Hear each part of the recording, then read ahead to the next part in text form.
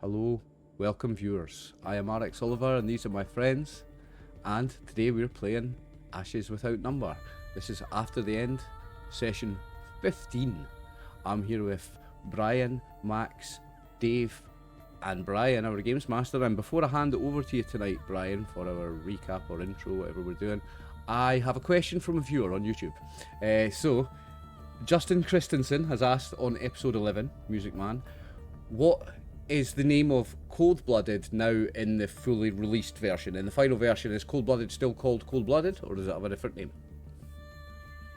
You know what? I haven't checked the I know I have to make a couple of changes, but I have the You show that off for the final crowd. edition There we go. right There here. we go. There we go, guys. Nice. So let's take a look. I So, assume it's still in the game. So I saw your comments on Reddit earlier, Brian, about with the Fallout guy. Yeah, yeah. I mean, you know. You're right. Mate. Okay, You're absolutely so spot on. Cold-Blooded. Does it have a different name? Is it still in the game?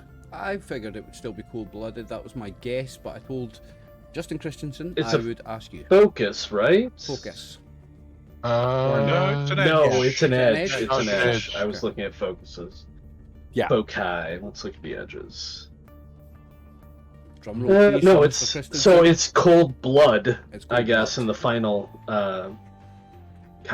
final edition. But yeah, it's still the same. You're acclimated to horror of your new existence. You no longer gain stress as described in the rules. It's OP. If this edge is taken after first level, you lose any psychic scars you may have developed. The edge isn't relevant in campaigns that don't use the stress rules. So generally it's for the after the fall type campaign settings, which is what we're playing, which is shortly after the end, when people are still people and people are still relatively reticent about fighting each other, Have and there's a lot of emotions stress. and guilt and- and yeah. all that.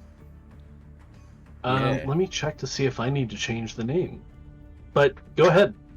Well, Oh, I guess you were giving it over, unless you have anything else to no, to add. that's me. I was like, oh well, I suppose it's the right time to say I would like to thank everybody that's watching on YouTube, because it's become a really popular series. Oh, absolutely. Possibly my most popular, and I'm really grateful for everybody watching, and we all really hope you're enjoying it as much as we're enjoying playing. Shout out to Kevin Oh, yeah. Crawford, your game is awesome. We are loving it. All right. Yeah, Well, it's all yours. so, and if any other viewers at any point have any questions, feel free to ask. I generally try to keep us pretty rules as written. Obviously, I've created a few things and I've modified a few things because I do use a shift system instead of the breaking the day down by hours as in the core rulebook, because I just find dealing with 4 shifts is a lot easier and faster to It's been smooth, to think it's about worked and well. parse. Yeah. But for the most part, I mean, everything we do is pretty much out of the core book, or, you know, added stuff like equipment and things like that. Speaking of which, few things before we get started. I have added the dog armor to Fallout that Kang made. Come on. And I will remind you that Fallout is still not out of trouble. Okay. Yeah, he's still Oh, I know. He did succeed on a save at the end of the last session. But he still has to make a couple of saves until he's healthy. Sorry, it was plot armor that Kang made him. I mean, no, it was luck. Like if Sophia hadn't rolled to resuscitate him, I would have had him die while you guys were gone, which I would have been appreciate awful that for the dog you. doesn't But have plot armor. You're a hard games master, Brian, just like me, and I respect it. Hey, at least I was able to make it. Your dog doesn't Yeah, have plot right. armor when I run the game. you made it. It was close, but you made it. But yeah, so in addition to that, Dave, I have adapted the rifle that is in your inventory. So it Ooh. now Oh, I can see. has a scope, and it now has a secondary quote unquote weapon called a bayonet. Technically it's a separate equipment item, but it has 0 encumbrance. And so you can just equip it whenever you equip the rifle. And it has the same stats as a spear, and it should show up in your attacks area at the top of your sheet does. whenever you have it equipped. It does. Yeah. Okay. So presumably, if I'm in hand to hand, I can use the bayonet. Correct. Yes. Right stuff. Which All right. that was me that put those on because I feel like it's a big plus to be able to actually hit somebody at close range when you've got a rifle, because this game penalises you with a rifle at close range. You can't. Yeah, unless you have substitute specific foci. unless you have the foci for it. You yeah. either well, unless you have specific foci, you cannot use a long arm in close range at all. I have that except foci. for you do, right? Yes, I have it at Which- level 2. Yeah, which Abigail used last session with the shotgun. That is for sure. So you should be down a few shotgun shells. Or session before last, actually. There wasn't any combat last session. Anyway, so quick recap. Pardon me for Brian and for all of us, because we haven't been here for a couple of weeks. So in the last session, it was decided... Gosh, I'm so sorry. It was decided that a small group would go to a nearby veterinarian clinic that had been discovered during scouting, hoping to get some medicine for fallout, as we kind of were discussing a moment ago. So they left, they went to the clinic, they found the clinic to be occupied, apparently trapped and defended, which they were able to bypass, and then actually get into contact with the group that was occupying the clinic, a group that is still being formed, because I am currently in the process of shifting from the way we've been handling your camp to the way it's handled in the core book with the full settlement rules. Because we just Some tripled the kind size of- of it. Because you've tripled the size, so I'm trying to shift everything over to that. So I'm still working on that. That said, as we just gave way, they got into contact with the leader of that group, a gentleman named Kent, and it was found out that he and about 20 other survivors have been traveling together heading north to try to get to warmer climes where they could better set up, a society, as it were.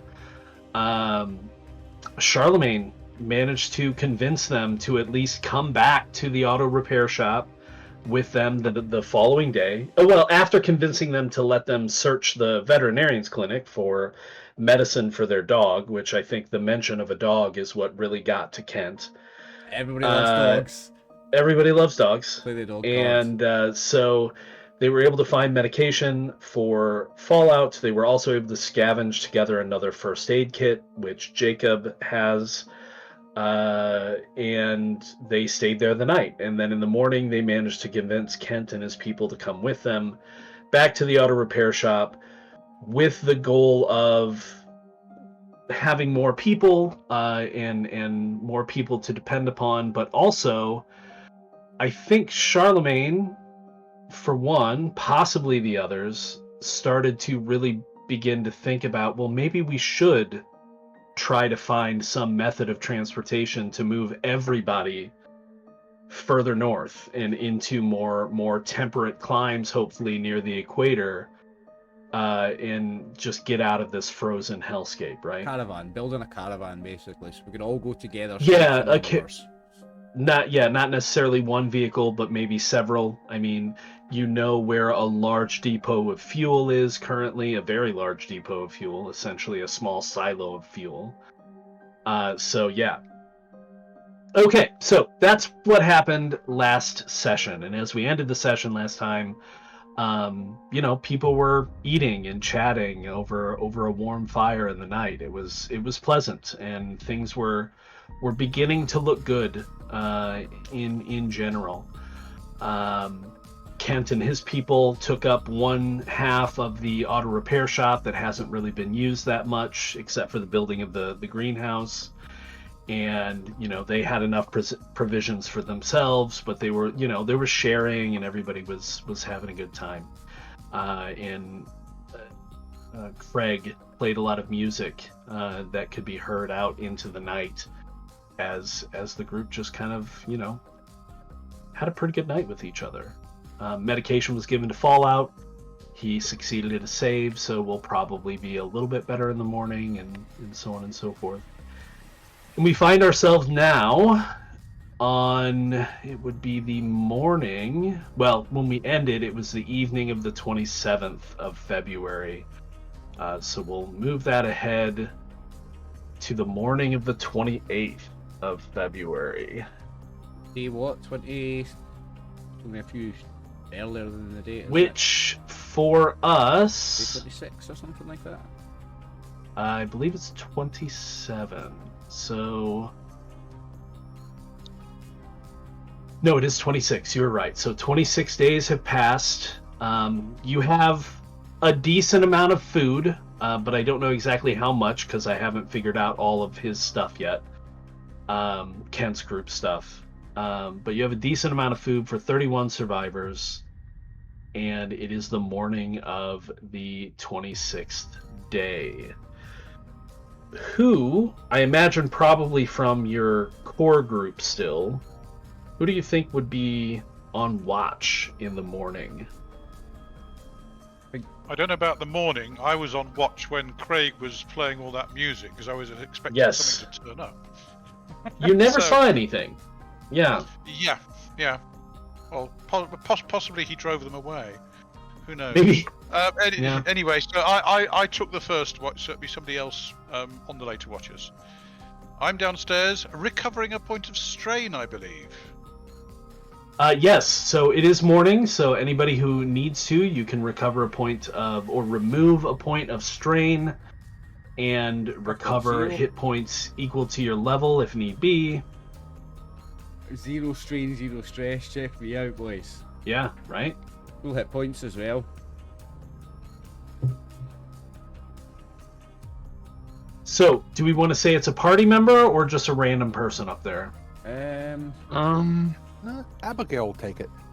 Okay, so Abigail, as you woke up early to take the morning shift, you've already had, a full night's sleep. Maybe you kind of decided to hit the rack while Craig was still playing and people were still enjoying themselves into the night, knowing that you were going to take the morning watch. So you're up there, probably with a crossbow. Or one of the, I know there's a couple of scoped crossbows. I think there's at least 2. One of them has had its scope taken off of it and put onto Tim's rifle. But I think there's still another scoped crossbow. Pretty sure there's at least 2. Yeah, or you might have binoculars or something like that. I'm sure there's a pair of those floating around. If I have recall a correctly. pair of night vision binoculars. Oh, and you have, of course. Yeah. Which can function now because there's a bunch of Type A batteries in the base, and there's also a battery recharger, a solar battery recharger. So, we can say that your night vision goggles function, right? So you're up there, and as you are just kind of doing your sweep, watching things from all angles, because you can see all around the repair shop from the kind of cupola, I'm not quite sure how to pronounce that word actually, now that I think about it. The covered area that you have up top. You see a body kind of resolve out of the haze, right? Because the snow is coming down. I wouldn't say it's particularly thick or thicker than it normally is, but it is still morning, right? Yeah. But you see what definitely looks like a body moving towards the front of the auto repair shop. Slowly, looks like maybe staggeringly, pretty unsteady on their feet.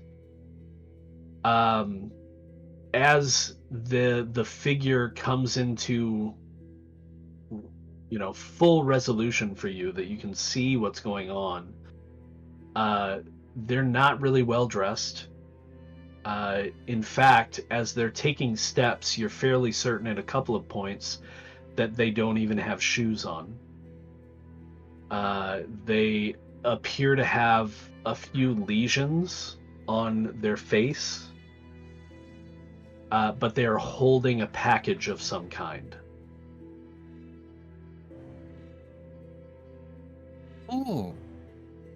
Or a parcel.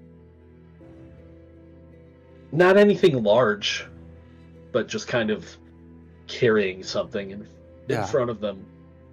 So I sort of lean down so I can sort of somewhat yell down below through the hatch. Uh-huh. And, like, hey, if anybody's awake down there, there's someone approaching the front. Who's awake? I don't know who's awake this early. It's about time for him to be done with his shift anyway. Is it like morning? You know, time? it's It felt six. like It's very 6. 7 a.m. ish. So I think Charlemagne's up early because of all the new people. He's anxious and he's keen to please all these people and make them comfortable, make them feel at home so that they want to stay here or stay with the group. So Charlemagne's up. I'd say he's up early. okay. So yeah, you hear Abigail calling down from up above. Somebody's coming.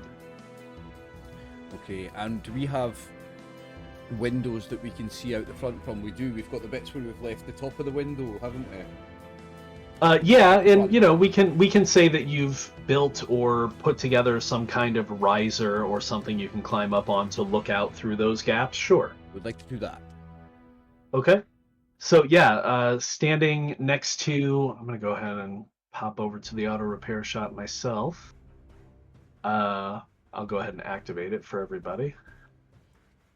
So standing No next place like to home. the main doors, one side or the other, you've kind of stepped up on the riser and kind of looking outside. And yeah, so you can see this figure moving closer. The closer they come, the more familiar the method of clothing appears to you, but you also see very quickly that, yeah, it looks like when you can see them take a step in the deep snow, it looks like they don't have shoes on. As they get closer, you're fairly certain you can see that the tips of their fingers and possibly their entire foot is kind of discolored, Black. maybe turning black. Frostbitten eye. Oh, okay. What's the facial expression like? Can I get a look at that at all? Determined, Determined eye, okay. but pained. Yeah.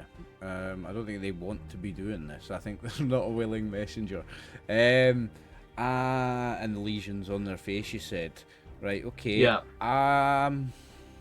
Right, I hope it's not a bomb, because I'm just going to go and open the door. Oh, it's not large enough for a bomb. Right, okay. Think. Well, I have a rifle strapped across my chest. I'm Sure. going to go out there with my hands up, though, with the rifle hanging, though. With the rifle hanging, but I'm going to go out there with my hands up. Oh, my camera just glitched. I might have to pause and fix that. But I'll go out there with my hands up. Hello? Who's there? So he stops at your voice, and he's probably, just a few paces ahead of you. Like, he kept steady on towards the door, assuming that Abigail didn't put him down, which she didn't say that she was. So he stops at your voice. It is a he, it's a man. And his head appears to be just naturally bald or shaven, perhaps. His clothing has the look of rags, but almost in a monastic style, almost. Right, okay. Dirty. He, around his mouth, there's kind of a discoloration around his mouth. Difficult to describe. But he looks up and he looks at you and he says, the priest. And he holds the package out to you. Charlemagne, do you have a name? Like, he seems like he's barely capable of thought, let alone conversation. Yeah, I am going to take my jacket off and wrap it round the man and say, come inside, you're going to freeze to death out here. Look at your hands and feet, man. And I'm going to... Okay, so you take him inside. Yeah. So the package that he's given you is kind of wrapped up, some kind of leather. Okay, I'll give... well, so Abigail's still upstairs. Who else is up? I'm I'll probably be covering looking up. you. You're covering me, right? Nice. Appreciate that, Dave. Max, is Jacob up? Yeah, he's just take down the dog All right. Well, if And you, probably I'm just gonna, I find think out what's probably- going on. I'm gonna. I think probably the majority of people will have already kind of adapted to being up early with the light, since there's no electricity. I'm going to That gesture probably over. everybody's up. Yeah. I'm going to gesture over to Jacob to come and take the package from me, and I'm going to get this man through to where our fire is to try and get him warm. Okay. Sure. All right, he goes over and looks over the package and just kind of sticks his ear to it. Oh I'm yeah, gonna you be don't like, hear anything. I'm gonna- Again, it's a relatively flat package. It looks more like just like a valise, or like a small, like the size of a small envelope, maybe. Well, not a small envelope, like a document-sized envelope, but it's definitely like wrapped in this leather. He's saying as I'm coming through, like, everyone, we have a guest, everyone. Food. As he goes food. past, I'm not an expert, but does he look like he's suffering from anything other than frostbite? With lesions on his face. That's a really good question. Why don't you, since you're asking, why don't you go ahead and give me a notice and either intelligence or wisdom roll, whichever you choose, for just general kind of, you're looking at it, trying to figure out what's happening, what's going on.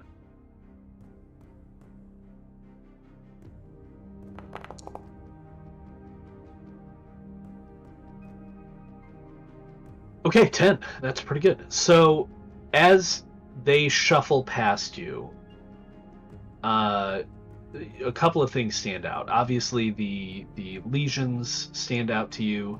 That would indicate some kind of exposure. It could be extreme exposure to like UV radiation. Maybe they're outside without covering up too much. Maybe they've been traveling throughout the previous day. Because UV radiation is pretty bad now, with the ozone layer being essentially just burned off. But you also notice that there appears to be, for lack of a better term, his skin, particularly around his neck, kind of going down into his robe. You kind of see, just kind of peeking up his neck, a difference about his skin. It looks almost bark-like, as opposed to flesh. This guy's ghoulifying in Fallout terms. He's just been out here too long. Who's the senior medic in our group? I think that would be a toss-up right now between Jacob and Charlemagne, actually. Yeah, Charlemagne's a medic, so is Jacob. I think Jacob. Right, let's have a look Okay. at my character. Well, I'll notify Jacob quietly about what seems to be up with this guy. We need to be careful. If it's contagious, we need to make sure we don't catch it. Probably we could quarantine him somewhere, like like one like in this room right here, because nobody uses that one. I have heal at rank 2, but I also have I have healer perk at rank 2 as well, which means my healing does double and all sorts of good stuff. So yeah, and I roll 3 dice on healing and drop 1. I mean, if you want to... Well, when Charlemagne's away from the lad going to get him a blanket or whatever, I will mention it to Charlemagne as well. Okay. And then I'll go back to guarding the front door. Yeah, which I think is fair, because I think Charlemagne was just concerned about getting close to the fire. He wasn't really taking an assessment of him at that point. What did he mention to me? Sorry, I missed that. What did he say to me, Dave? What did Tim say? Basically, what he's seen. Yeah. Okay. Yeah. About this. Basically, I notify you of what I've seen when you kind of leave him for a second to go and get a blanket or something. Yeah. Okay. Yeah. Okay. So we'll be getting him a blanket, a hot drink, coffee or whatever, if we have anything like that, some soup, whatever, a hot liquid, something easy to. In fact, a soup. Ideally, I'm going to get this man a hot soup because that's a liquid. He can take it easily, but it's going to nourish him as well. we can say that you guys have some canned soup, maybe some coffee or some tea. You do have non-perishables. Yeah. So I would say Probably something for his feet. I'd say we've got a can of soup. Yeah, I'm gonna. Get this man some warm socks and some Maybe we must have some shoes. We had some spare clothes, didn't Oh, we? you've got so many different pairs of winter clothes. Like you can hook him up for sure. The best thing to do is just put his feet in hot water, warm water, and let it just kind of natural. No, that's frostbite. that's You can't do that? dangerous. Not with frostbite that bad. That's, you want to take it slower. Terrible medical advice, Max. Can I just ask I didn't know. something? You mentioned that the rags he was wearing seemed familiar. Yeah, How you do they did seem mention that. familiar? You didn't say any more. I didn't. True. I didn't. I Well, mean, I still have the let's letter see. on What me, would we so- roll? What would we roll for memory? A mental save?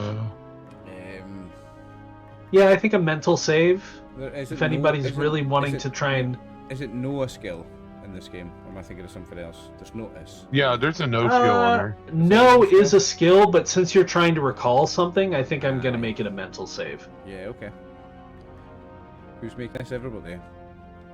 Anybody who wants to. Who wants Yeah, who Happy Job's probably down now. I'm the suspicious one. My mental skill is not very good. Oh no, it's 8+. It's really good. Sorry. The lower it is, the better. Yeah, I've done that.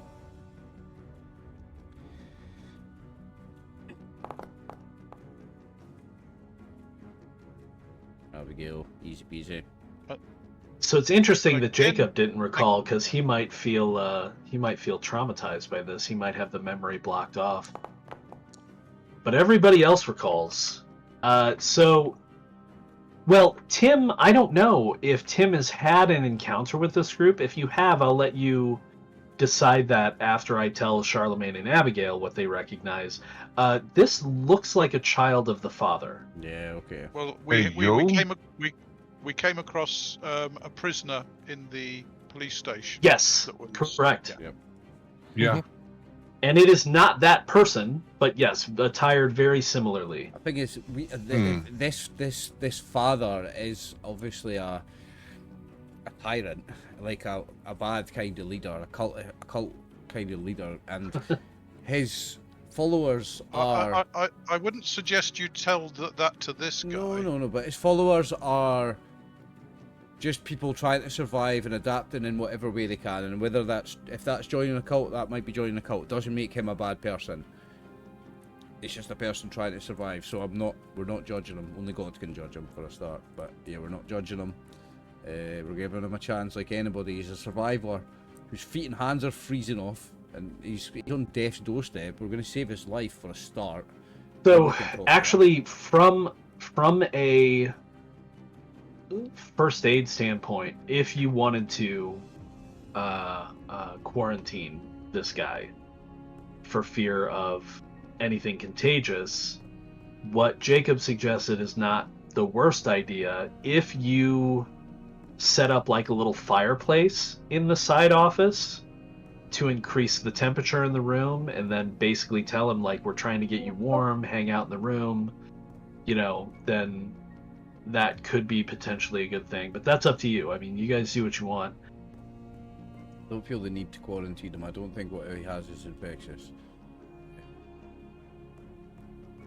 Well, I've not done a medical assessment of him. Have you diagnosed it? No, I've not done a medical assessment of him yet, but I'm going to make an excuse to do that. And it's going to be easy enough because the man's got his hands and feet are falling off from frostbite, so I'm going to be treating that. And well, he's also barely responsive. Yeah, so I'm going to be treating him for that. Yeah. I'm going to be doing everything I can to get him back to better health.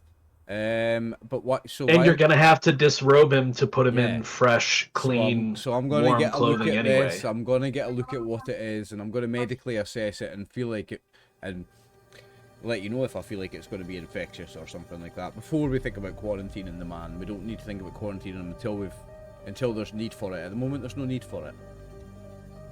So, are you gonna do this in full view of everyone? So you're taking off his robes and exposing whatever he's got to the air in the same room as everybody else? No, I will still do it in a private room. I'm not quarantining him. We'll take him into a private room to do that, yes. And we will get a new fireplace going there to make that room warmer. I'll treat him. Just don't immediately have a long-term plan to quarantine him in here. But I'll treat him in a room and that's fine. Else. I wasn't suggesting that you do that. I'm just saying you could. So you're going to treat him in a separate room. You're going to get him cleaned up as best as you can and get him in some fresh, clean clothing and look him over, right, medically, and see kind of what condition he's in. That's what Charlemagne is doing. What's everybody else doing? Well, since I have the letter thing, I want to open it up. You do? I want to open it up and see what it is. Okay.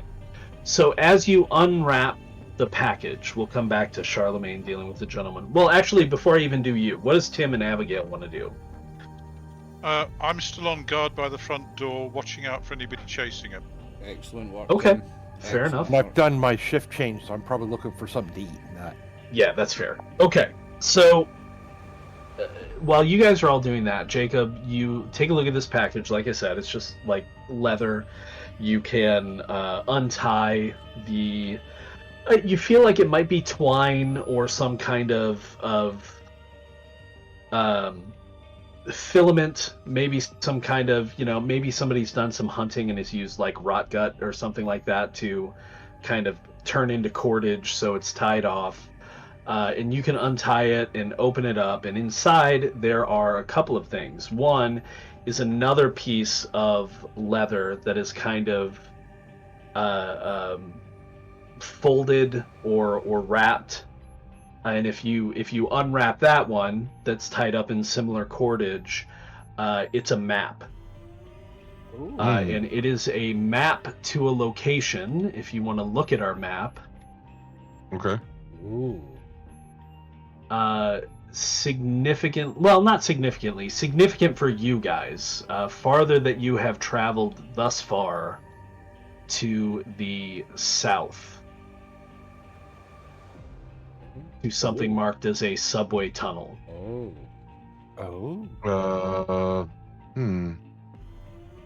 But then also in that package, on a sheet of vellum, not paper, but some kind of skin, again, stretched taut and beaten until it's nice and tight, something that you can write on, is a letter. And I will show you that letter now. Okay. Maybe. And I will show you that now. Oh yeah, and I'm going to change ownership to observer for everyone. There you go. An invitation to the esteemed shepherd of the fallen and fellow man of the cloth. It is with a spirit of camaraderie and mutual admiration that I write to you, dearest priest. In these days of ice and silence, it warms the marrow to know there are still those like you who tirelessly tend to their flock with such pious devotion. Your congregation, though diminished, I understand has recently been a source of inspiration. The repaired shop you call your own still whispers your hymns to the wind. You built something enduring, something sacred in its own way, and I, too, inspired by you, have begun to rebuild. My herd thrives. Each soul added to it sings its own strange harmony, and though their prayers are different, they are no less fervent. You and I cut from the same cloth, you see. We both guide, we both feed. I extend an invitation to you, brother in faith. Come visit me in my humble abode. You will find it singular. The air is thick with reverence here, and the walls speak if you know how to listen. I believe a meeting is long overdue. We are not far from you now. I have included a map. As a token of my respect, I wish to inform you that I have taken in 2 of your lost lambs, in addition to many others. Poor things wander too far from the fold. They are safe now under my watchful eye, and now have purpose, as to do all who are not of my own. Do not fret, they remember you. I shall await your arrival. Warmest regards, the Father. P.S. You may do as you wish with the messenger. They have served their purpose to the faithful, and I have no further need of them. Yes, I'm sorry, but my skin, yeah. My skin is crawling because this could be human skin. Yeah, absolutely. I already had that thought, Max. I already have had that thought. It's a nice tone. It's a nice shade of Caucasian, isn't it? Yeah. I mean, I'm like, it's leather. no, thank you. This motherfucker, boys. He's got. Who was Actually, the you two that had we me at lost? the very opening sentence. Who's the two that we've lost? What was their names? Shulan and Ruben. Shwilan and Ruben. Yeah, and Shwilan we've had since like session 1A or session 2. We've had her since right from the start. Wow. Ah, they're not dead. Wow, we're gonna have to get after Shwilan and Ruben, guys. Oh, sorry, I forgot to tell you. There is still one more thing in that package. Okay. It's Shuilan's husband's journal. Oh. Okay. This was the husband that was dead right at the start of the game, wasn't it? Yep. Yeah. I'm like, I can't And read it. She famously had his journal. You gave it back to her, and she carried it around with her. Yeah.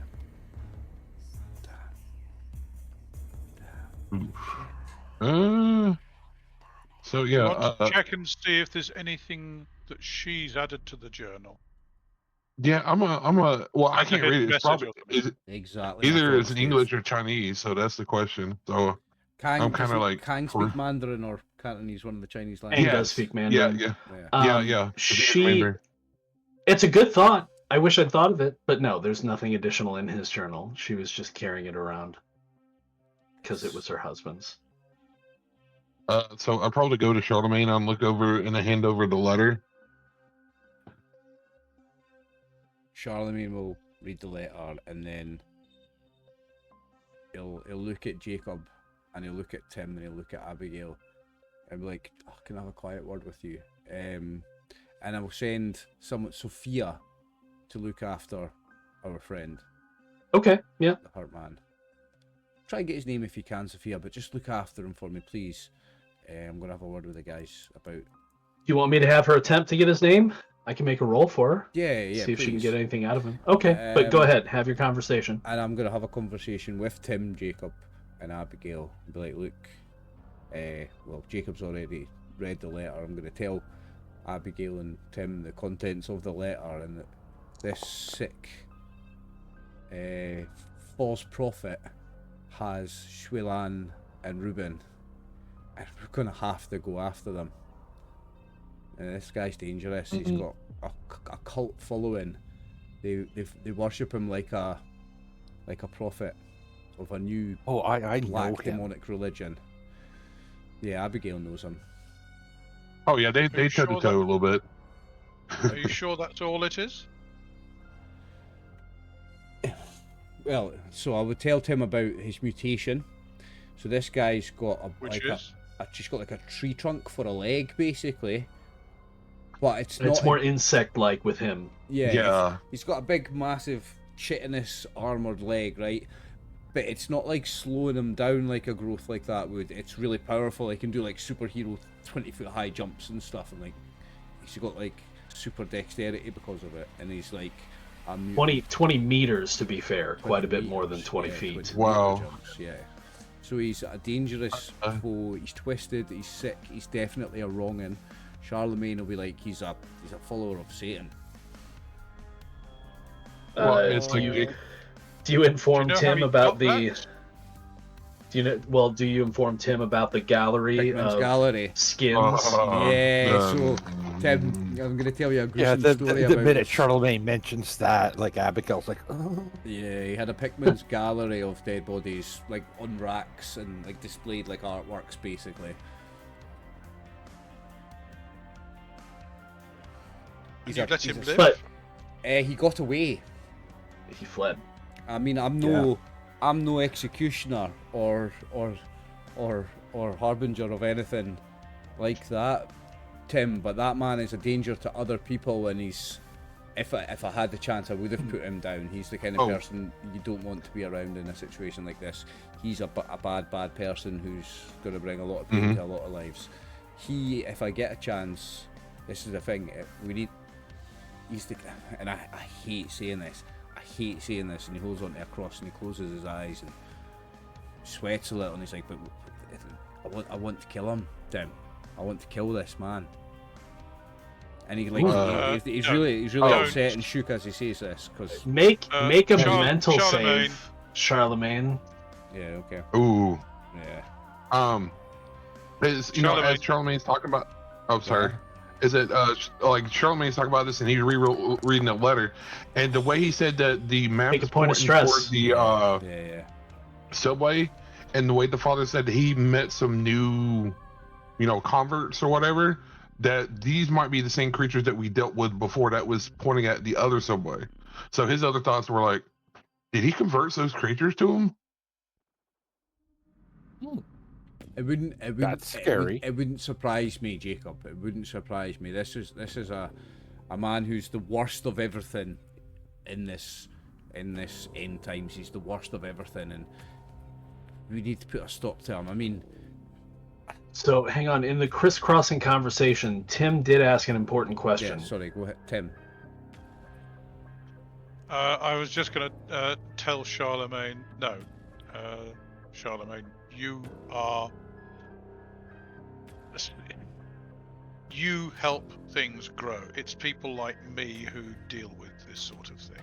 So, yeah, that's my thing. You're not that guy. Tim, I know I'm not that guy, but exactly. You're definitely not that guy. Me and Tim are those people. I know you are. I know you are. That's just, don't ask me to spare him. Okay? I can't have you to have that on. Bad. I can't ask you to have that on your conscience. That should be my job, Tim. I know you're a better man for the job than me. No. He's by Oliver, the sound Oliver of it, knows he's damn been well that Tim's infected with better for something. He's been obviously been infected with something. By the sound of it, he's infected that person who brought this stuff. So he's got no regard for life. He's nothing like you, Charlemagne. So I'm standing. You did ask though if they knew how he changed, and the answer to that is no, they don't. The father was like that when they saw him. I believe, in terms of the campaign, the father was actually the first mutated thing that they saw. So mutant dogs. Wasn't a dog though with the? That's right. You saw the dogs. They looked more Yeah, just like sick though, with like cancer. Yeah, that's what I'm saying. They said it didn't look beneficial for them, like a mutant. Like it clearly was for him. So I'm gonna be. I'm gonna stand shoulder square to Tim and look at him right in the eyes and put my hand on his shoulder. Do you trust me, Tim? Do you trust my judgment? I'm asking. We're talking about killing a man. Charlemagne, you're the boss, yeah, but by the sound of it, he's no longer a man. No, I don't think he is. All this is. Can I suggest you have a chat with that poor guy who came here? Because if you don't know how that, well, I don't like calling him the father because that sounds too human, but if you don't know how he changed, by the look of it, that poor guy he sent is changed as well. He might know how it happens. How it happens, you're right. Well, I've got every intention on getting that man back to full health. So hopefully he's going hopefully he's going to talk. Well, bear in mind, if he's got some sort of a hold over them, he might still have a hold over him. He might tell you in the letter he doesn't have any use for him, but there's no saying whether that's true or not. Okay, well, our Lord and Father has power over me and has a hold over me, Tim, and I believe that faith and that strength is stronger than whatever twisted grip this evil charlatan has on him. Yeah, I'd be interested to know how he thinks you feed. I'm gonna. Because he seems to be saying he feeds off his herd. Well, is that, as you guys were talking to, is that you probably talking stories and stuff that we encountered, especially with like the chud creatures earlier, that we noticed that how they changed probably from what is going on. Who says that this guy hasn't changed either more? He's got worse than what he was last time. I don't see him getting miraculously better. So yeah, but you know what I mean. He just mutated. Yeah. More different, more scary than what we encountered before. Oh, 100% he's going to be. Yep. You know he's going to be. Well, again, if you can save the guy he sent and get him to talk, he has obviously just seen this father guy, so he can tell you whether he's changed. I would say we need to give him that medicine we got from the vet, because I don't know if he's got infected from like the chud stuff. You know, if they're under that. We'll be giving him some antibiotics, some general antibiotics, everything we can to get this man back to full health, Jacob, 100%. He's in my care. Okay. Until we make a decision about the father, about going to see this charlatan. But you... Well, it's obviously a trap, but we can't leave members of the group in his hands, can we? Yeah, but not just members of your group. Remember, the letter mentioned others as well. Yeah, the two that got missing. Is it Psalm 23? Is it? As I walk in the valley of the shadow of death, I will fear no evil. The Lord walks with me. No, you want the marine version of that. I carry a big fucking stick. That's the one, eh? I carry a big fucking stick. I'm saying, King is probably walks in and starts listening to all this stuff, and he just looks at Charlemagne. Is it the same guy from before? That we had dealt with, he has that book of guns and stuff. He's been thinking, and he's kind of have a smile. And he's thinking about he's watching movies and stuff like that. It's like, and he's looking at the truck, and it's like, do you think we should go Mad Max on that thing? I mean, Oliver 100% thinks that's awesome, cool, and yes, we should. But I feel like there could be more stealthy and more wise ways to do it. That might be the coolest way to do it. Might need a little bit more time too. Maybe not the wise. I know, but that's what Kang's just thinking. Well, for coolest, you're winning. So far, you're winning because that's the coolest way to do it. But I don't think that's wise. He's probably well set up for that and ready to ambush us. I think we need to go in. I think we need to, and I hate to say it, be deceitful and go in under his false white flag. This is a false white flag he's offering us. And it's not a white flag that he's offered us. He's just sent us a map. It's a trap to lure you in. Yeah. Yeah, here's the cookie. Come in. And pretty much. We're not stupid. We're gonna work out how. And I'm not gonna let you walk in underneath a white flag because that's just an invitation for him to double cross you. I had a thought. Keep in mind, from that one paragraph, like you just said, none of you are idiots. He says, I have taken in 2 of your lost lambs. In addition to many others, poor things wander too far from the fold. They are safe now, under my watchful eye, and have purpose, as to do all who are not of my own. So what purpose do you think your 2 missing people and the others that he mentioned have if they're not a part of his own? Just keep that in mind. Eating them! I'm raging. I'm raging. I want to just get a tank and go blow this guy up, but we don't have a tank. Yeah, he's not offering a white flag. He's basically saying, I have your people, and here's where you can find me. He's basically saying that there's 3 groups there. There's him and his own. There's the 2 from our group, and there's a few others who he's captured, who aren't of his group. Correct. What do you think? Do you think some of the? Well, and he's talking about the two of ours plus the others who he's taken in have purpose,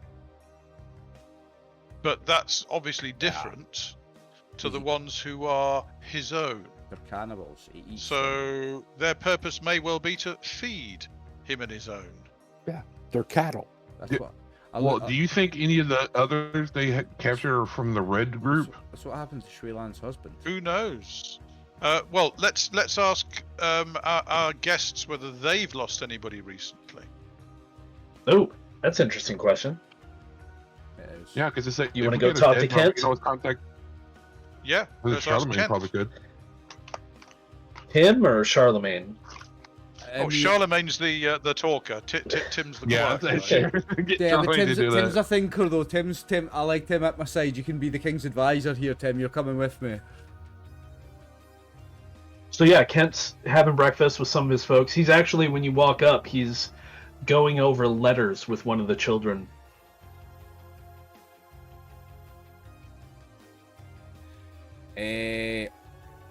So I'm gonna.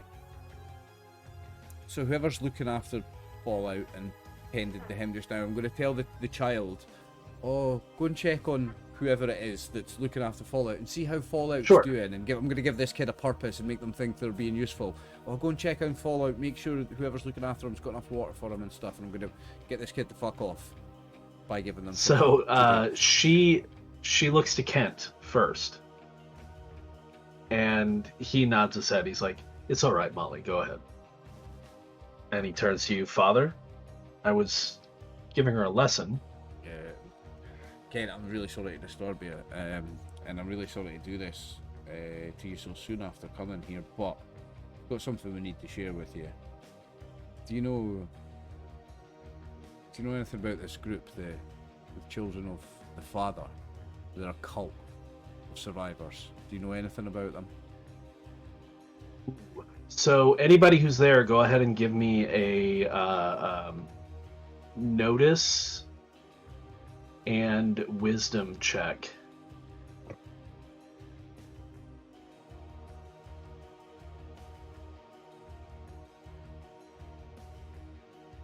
Guess I should be looking at dice rolls.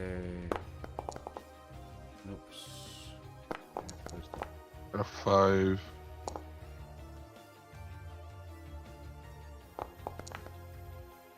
Oh, so you're all doing this together. Okay, so Jacob, no. Charlemagne, you can see his kind of lip twitch into almost a snarl and like his fist clench.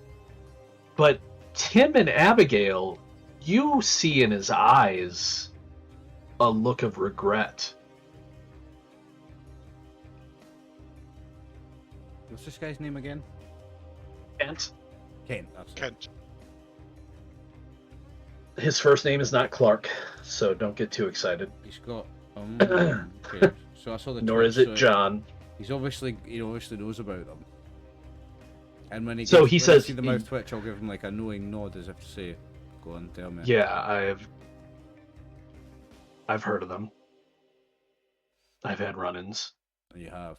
Well, yeah. So have we. And we lost 2 of ours recently. Got lost in snowstorms, out scavenging for food, and we thought they were lost, gone, dead. But look at this. I'll show them the letter. So as you pull the letter and hand it towards him, you notice that he doesn't reach for it to take it. He actually just kind of reads it as you hold it towards him. Like he doesn't even want to touch it. Yeah. Yeah, it's fucking human skin, isn't it? This is disgusting. Yeah, as soon as he's read it, I'll put it away back inside a handkerchief. I've got a handkerchief that it goes inside. I'm not like just putting it. I'm not. What did you do with the leather package and the map? Jacob? Jacob actually grabbed probably a piece of cloth or something, and just wrapped it up, and just set it to the side somewhere. Just wondering. That's near them. Just wondering. Yeah, we're gonna catch Fallout chewing on it later, eh? That's funny. He reads it and he's like, yeah, that sounds like his voice. 2 of ours. We know it's a trap. We know it is. Of course it's a trap. Of course it is. He just wants more cattle. Have you lost any of your people? I mean, we have lost some people recently. I can't say for certain that they were taken, but you lose people in a tumble down ruin, or people just get lost. Like, are you saying you think he might have some of mine? Some of that letter reads that he's taken in 2 of ours and others. Which is why I was wondering if you'd lost anybody. Yeah, we have.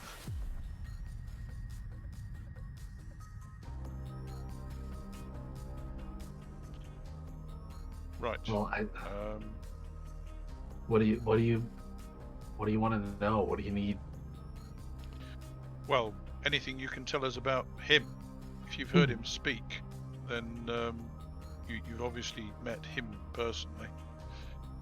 There's one of his creatures here, who, according to the letter, he's abandoned. But where? Like at that, he stands up and like squares up with where you. Is he? He was in another room. We're hoping to get some more information from him about. Do you tell him which room?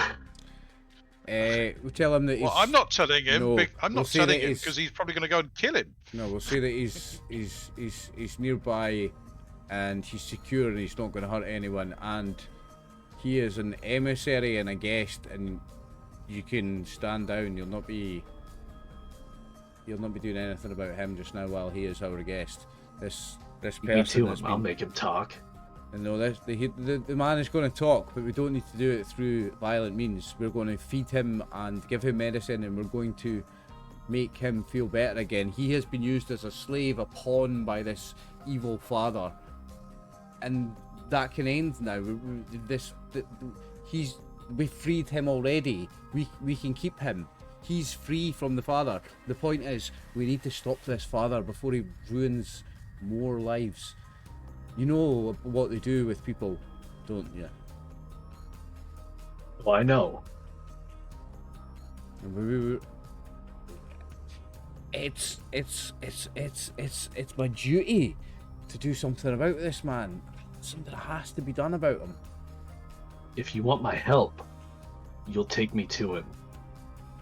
But for your sake, I promise I won't kill him.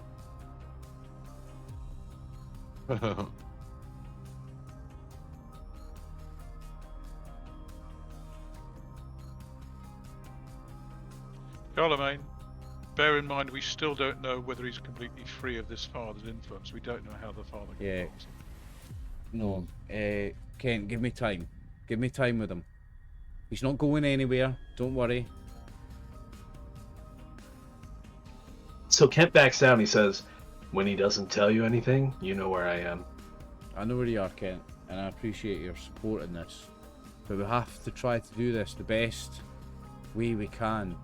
We're better than this scumbag, and we need to act like it.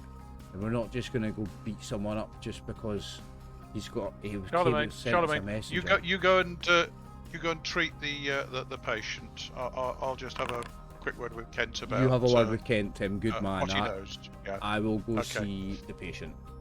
Thank you, Tim. Okay, so which one do you want to handle first? Tim talking to Kent, or Charlemagne talking to the guy, or whatever Jacob and Abigail are doing? Abigail's loading a shotgun. Calm down, Abigail. Calm down. Yeah, I'm holding the shotgun. The guy just stood up a bit fast. Calm down. Kent, by the way, is not a small man. He is 6'6". Wow. He is wide. He is fully covered in winter clothing, but he looks dense. Like, he doesn't look flabby. He looks lean but powerful. Like, so anybody in this kind of like setting, unless they're super rich and just sitting on top of a pile of supplies and filling their face, everybody's lean, right? Mm-hmm. But yeah. He's still big too, which means that his leanness is a lot of muscle, right? He's a big dude.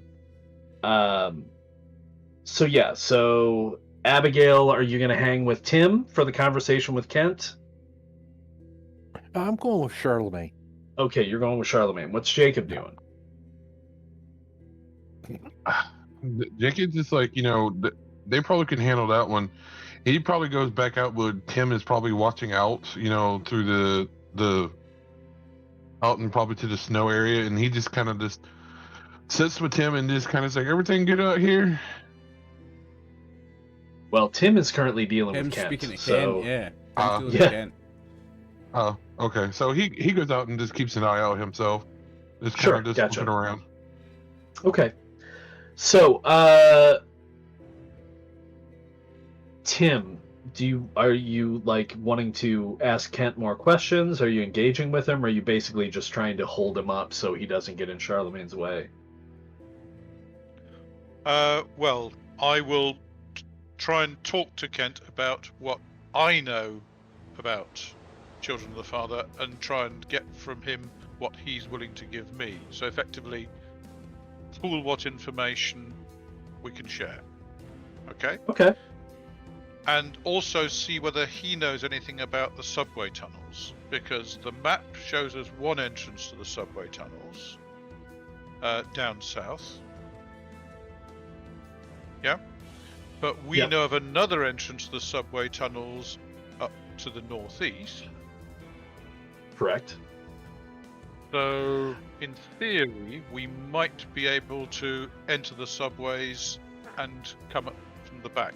Yes, it's a case of we know that the northeast ones have been used by these underground creatures, but whether or not we can find another access in that would let us get round the back, I don't know. But going in the front entrance sounds like a bad idea. So it's basically share information with Kent if he's willing to share. Sure. So go ahead and give me a talk and charisma roll, just to see if you get just an extraordinary. It's not. Okay. It's not like if you fail, he won't talk to you. Yeah, it'll be untrained.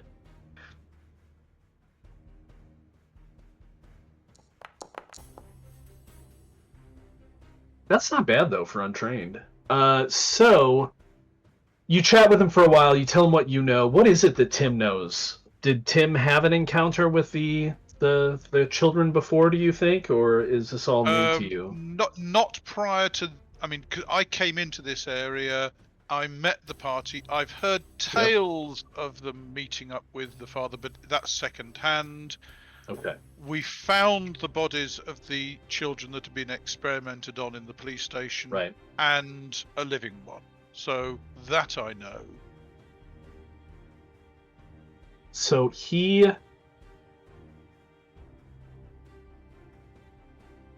With a 6, I mean, he tells you that he knows a little bit about their structure.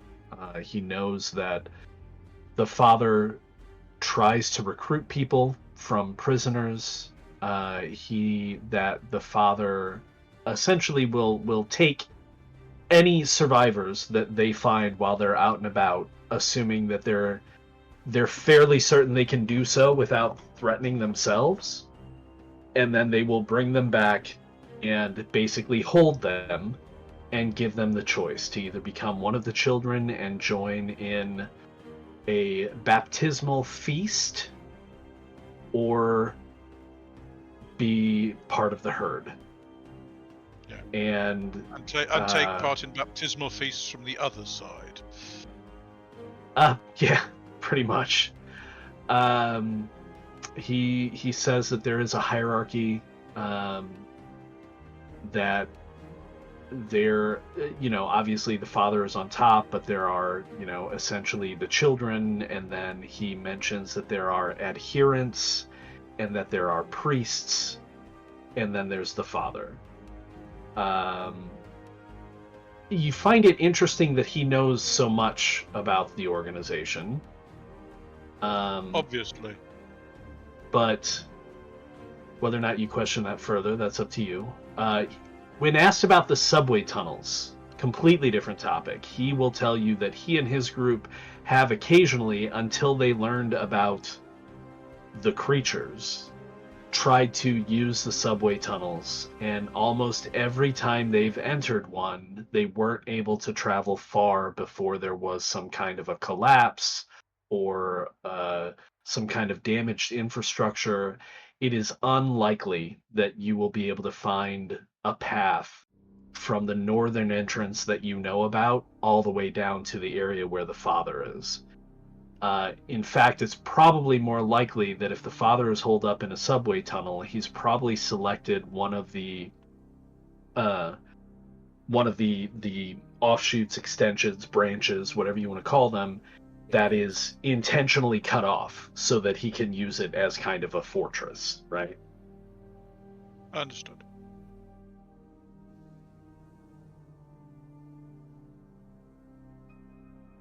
So, Charlemagne? Okay.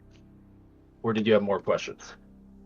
I'm not skilled enough to talk to him about his high level of knowledge, so I can ask Charlemagne to talk to him about that later. But I Jacob can try. Jacob's sitting there, right? Oh no, Jacob's watching the front. That's right. Yeah.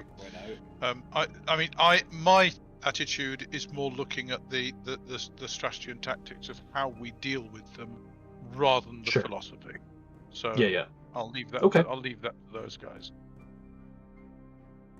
Cool. So, as Charlemagne heads back to the office, where Sophia and this child of the father has been kind of sequestered, not quarantined, just apart from everyone else. You open the door and you see Sophia there, kind of tending them and speaking to them. They are at this point fully clothed in fresh clothing. There's a little fire going with kind of like the impromptu fireplace that you've set up in here using the broken window. And she walks over to you and says he's largely unresponsive. He's come to. He's kind of present. You might be able to talk to him, but I haven't been able to get much. I can tell you though, I don't think he's going to have a problem with frostbite. All of the areas where he looked like he was suffering from frostbite, as I was using a warm cloth to try to stimulate those areas, the skin started to harden and thicken and became almost bark-like. It's not frostbite, is it? Well, he was suffering from frostbite. It looks like whatever is affecting a large part of the right side of his body is now spreading to his extremities, maybe to even compensate for the frostbite. Frostbite, right? Okay.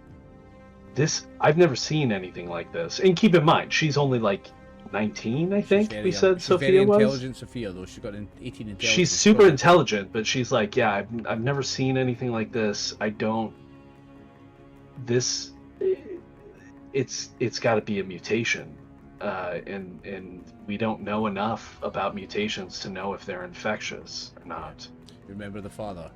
He's one of theirs. Yeah. Sophia. Yeah, I figured. I don't think he's any danger to us. We're going to do our best to keep this man comfortable, but I don't think he's long for this world, to be honest. Not if Kent had anything to do with it. No, definitely not if Kent has something to do with it. But I'm going to try my best to prevent that. Oh, something is coming.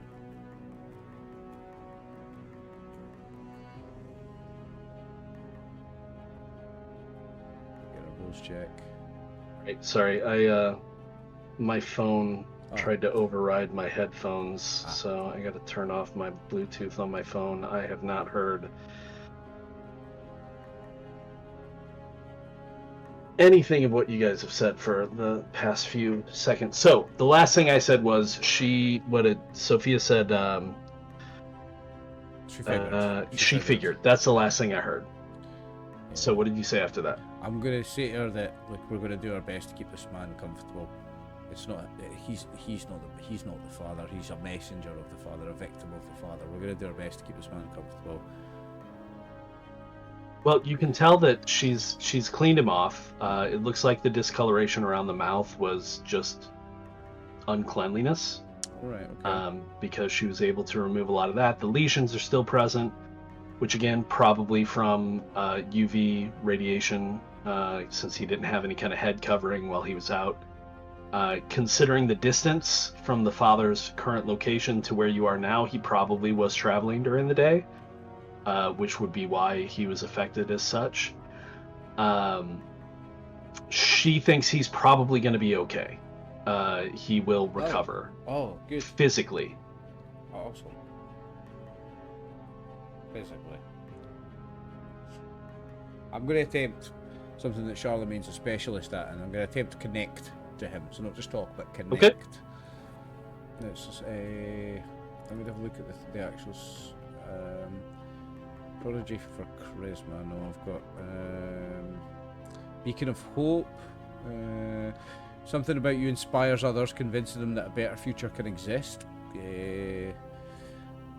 Once per game session, tell an NPC something that speaks to their hopes, whether it's true or not, and they'll believe you unless it's physically impossible, proven false, or would put them in an unacceptable personal danger. So I'm going to tell this guy that he's going to be alright, and that we are doing our best to work out how to counteract the effects of mutations caused by UV damage. It's a lie. Charlemagne's telling a lie, but he's going to believe me because of my skill.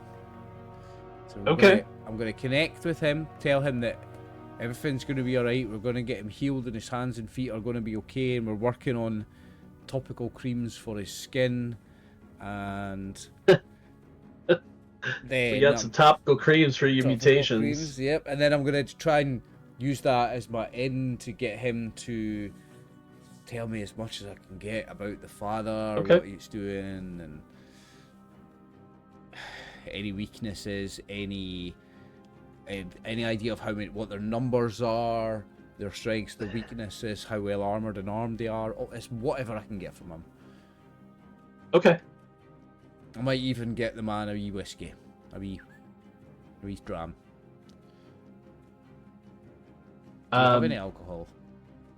No, you don't. I finished that bottle that I had early on, don't I? Yeah, you did a long time ago, and you haven't really intentionally looked for any more. I haven't intentionally looked for any more. So you don't have any. Right now, I'm like looking for a drink. I'm like, oh, there's none. Okay. Where's the communion wine when you need it? Some water, though. Miss my life. Yeah. But I'm gonna tell you, I wouldn't necessarily spend your beacon of hope at this point. Right, okay. Because, like I said, he's very kind of not present yet. And you can spend it if you want, and he'll give you a bit. Well, but even if it doesn't give me much, it's more to just give him a bit more. You just want to make that connection. I want to make him feel better. I want him to think that I'm okay here. It's a good thing that I've come here and these people are going to save me and I never have to go back to that prick again. I want to make him feel as good as possible using I want to use the beacon of hope on him, even if he is. So are you also going to tell him that, though? What? That you're safe here? You don't have to go back? Okay. 100%. That's the whole message, is that interesting. You're safe now. You're away from him. This is the best thing you could have done. I know it was an arduous journey and you've nearly died, but you're okay now and you're only going to get better and we're going to look after you and you can be part of a community here, etc, etc, etc. Okay, well go ahead and make a connect roll for me then. Okay.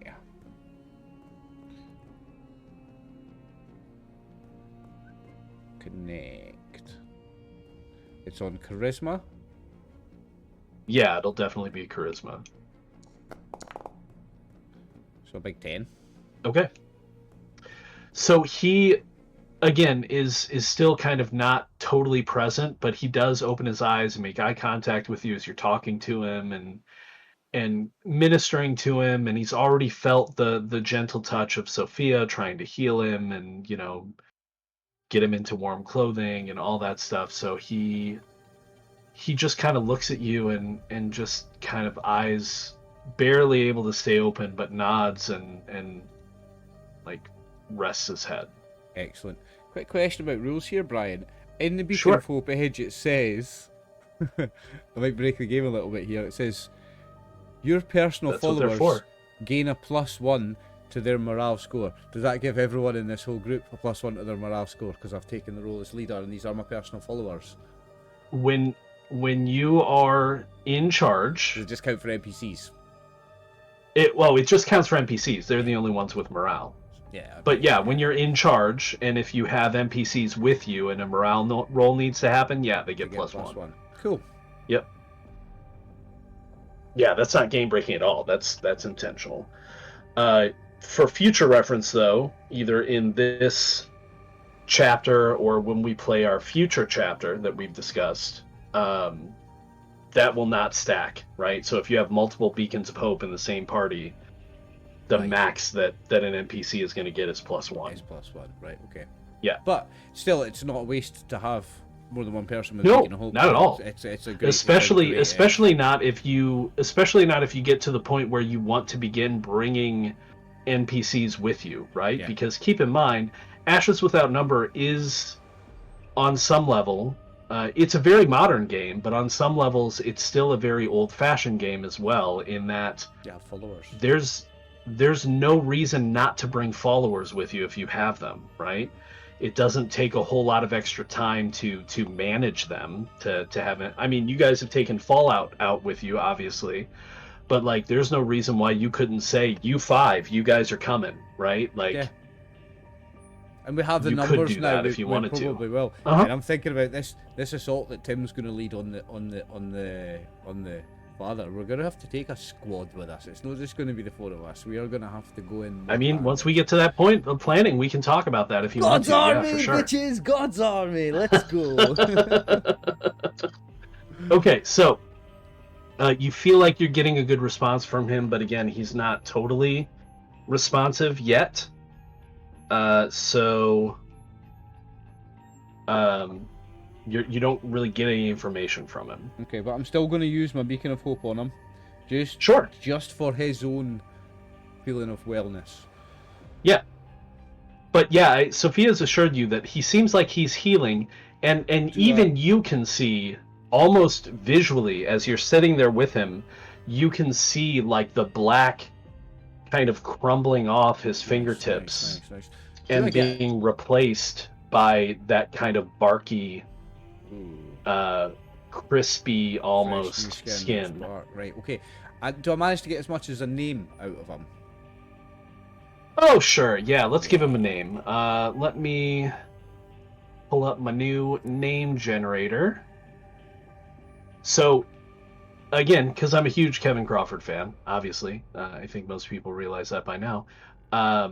Stars Without Number actually has an amazing name generator section in it, and it's actually in the free version of Stars Without Number if anybody wants to download that. I forget what page it's on, but basically he has D100 tables for, Arabic names, Latin names, English names, like all these different names, right? And so I've just taken them all and plugged them into an Excel spreadsheet. And I can now just randomly throw a bunch of names up. So his name is Albert Barker, is what he tells you. Albert Barker. Was that a game pun, given what's happening to his skin? Oh, it wasn't. I just randomly looked at the names. Wow. That's really funny, though. That's really funny. Okay, so Albert Barker, the... What's the guy's name? Fallout. Child of the father? Yeah, he's good. We're going to bring him back to the good flock. He's getting redemption. He's going to be redeemed. There's your episode title, Redemption. Redemption song even, because I like to use a song title because I'm a music themed reference. I like a song title for the episodes for this one.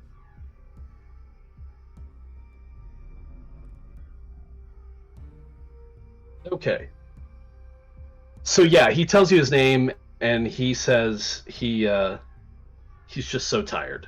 So tired. I'm so tired. Sleep, Albert, sleep now. Yeah, you're safe now. They forced me. I know they did. No one's ever going to force you to do anything ever again, Albert. You're free, you're safe, and you're with people who care and who will look after you. Just promise me that you'll do right by us and you'll do right by you, Albert.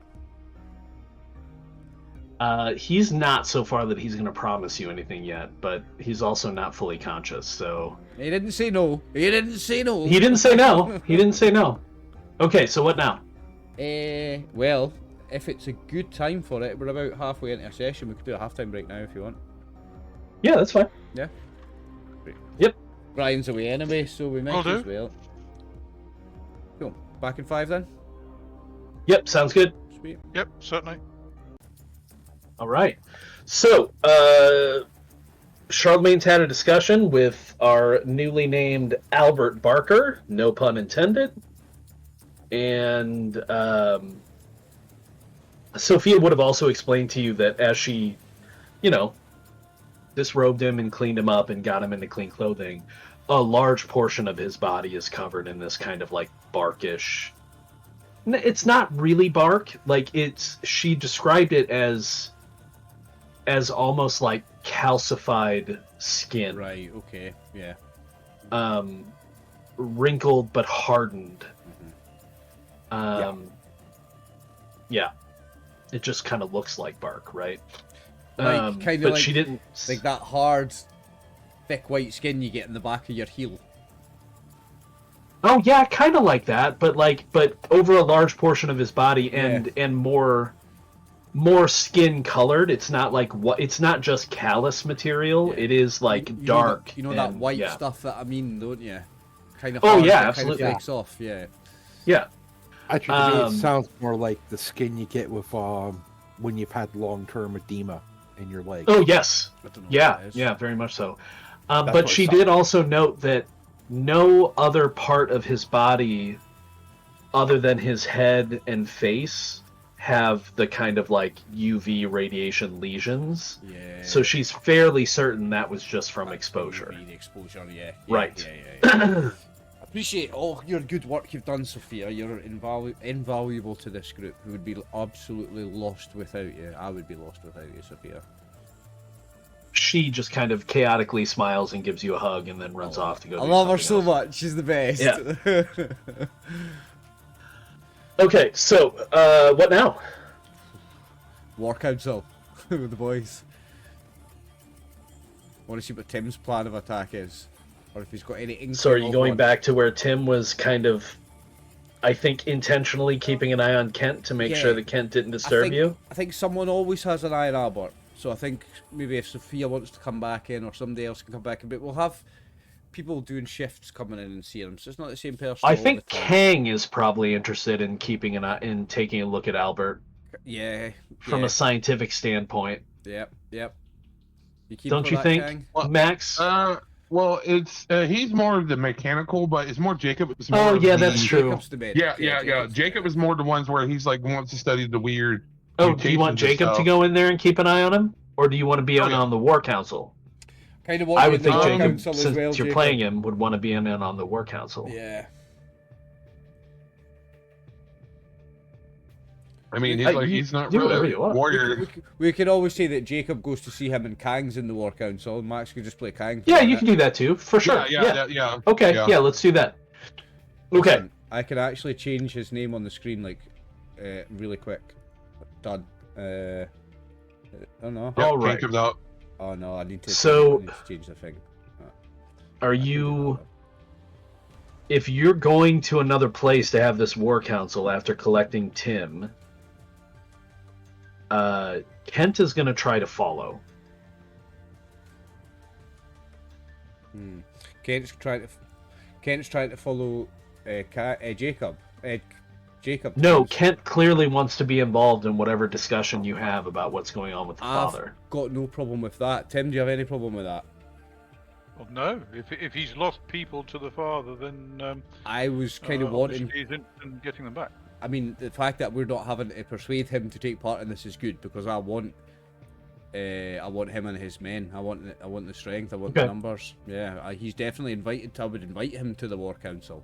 I would make him feel important as well, because he's the leader. Do you want to invite anyone else, like Carlos or Rosie? Well, Rosie wouldn't be able to engage that much because not everybody knows sign language yet. But Carlos, definitely. Okay. What other characters do you have currently, Brian? Just Ruben was yours, wasn't he? Yeah, Ruben's gone. Ruben is apparently with the father right now. Oh, So it's just Abigail. Yeah, isn't it? Reuben got lost. I forgot to tell you that. So Reuben got lost during a scavenging mission, randomly determined. well, And sadly, we couldn't go and find him because Craig wants to go to the music shop. Craig actually convinced Charlemagne to think that they were dead. I love that one of my characters is the moral good leader and the other one's a total bastard. Right? Okay, so I'm assuming you probably don't need Craig to be in the War Council. No, I would make a point of him not being in the War Council. I see. Oh, because now Charlemagne's like, clearly they weren't dead, right? Mm-hmm. Okay, fair enough. So already there was this tension between Craig and Charlemagne, which I think is great because I'm playing the two characters. But you, by doing this, by saying that they're with the father, you've just ramped that up tenfold, Brian. Well, that wasn't my intention, but I love it. I love it. So, all right. So Charlemagne, Kang, Tim, and Abigail are in the War Council with Carlos and Kent. Kent hasn't given you a last name yet, though, so you don't know if that is his name or if that's his last name, and he has a first name he hasn't told you. He's just said Kent, and all you've heard any of his people refer to him as is Kent. So I wouldn't press him. Also, yeah. I'll remind Charlemagne that Kent isn't assisting us yet. If you remember, he said that if we wanted anything from him, he'd have to see this guy first. But he's just willingly joined the War Council. I think he's keen to help us, mate. I think he's certainly keen to find out what we're talking about. I think he was happy with. I think he was happy with my explanation of no, this guy's fine. You don't need to talk to him. Like, I'll get the information out of him. We'll kill him with kindness. We'll see. He's just following you to this War Council. I applaud your optimism, Sean. He's the eternal optimist. That is the whole character concept. Yeah, but bear in mind that you persuaded him to join his group to ours, and you're now talking about taking our part, at least part of our part of the group, off on a war mission. I will want to take part of his as well. I want his men too. A stake in this for his group. Yep. And if you're not careful, you may decide to take them away. Yeah, but he knows as well as we do that we have the strength in numbers, and that we're both weaker against the father separated. If we stick together, we're stronger against the father. These are good people. The father is a bad person. We need to stick together as good people, and we need to bolster our numbers as much as we can, and we need to trust Kent. We need to just trust him. I know it's hard to trust anybody out here, but we need to trust Kent. I'm not saying I don't trust Kent. You don't say I just think you're being optimistic about how much he's committed so far. I am being optimistic. I think with good reason. I think Kent's a good man, you know. I think he is. We'll see. I've not been wrong yet, have I? He looks after his people, boss. And I look after ours.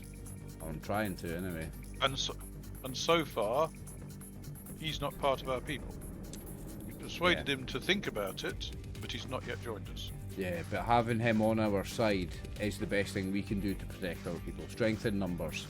So whether he is our people or not. Agreed. But you haven't let him see this child of the father yet.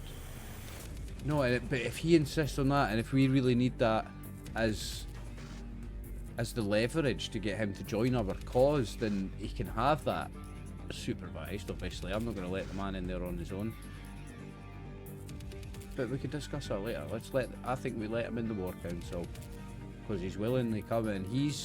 I don't think he's just trying to spy on us or find out what we're doing. I think he genuinely also wants to help stop the father, and I think that we should accept him into the War Council 100%. No objection. But I'm not the warrior, Tim. I'm the spiritual leader. I'm trying to be anyway. You're the marksman and the warrior and the Understood. sniper.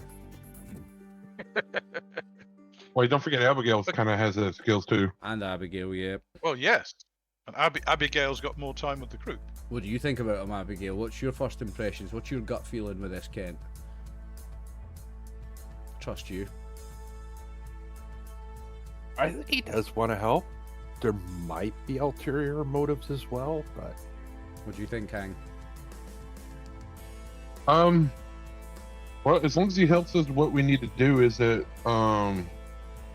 you said that, is this like, he's looking at, is this like a war council to see if we deal with this? He kind of just frowns for a second, a threat of the father? How we're going to deal with the letter, how we're going to respond to that, what we're going to do next, How we're going to he's thinking about like what we need is like, weapon-wise and stuff like that. It's just, what we're going to need.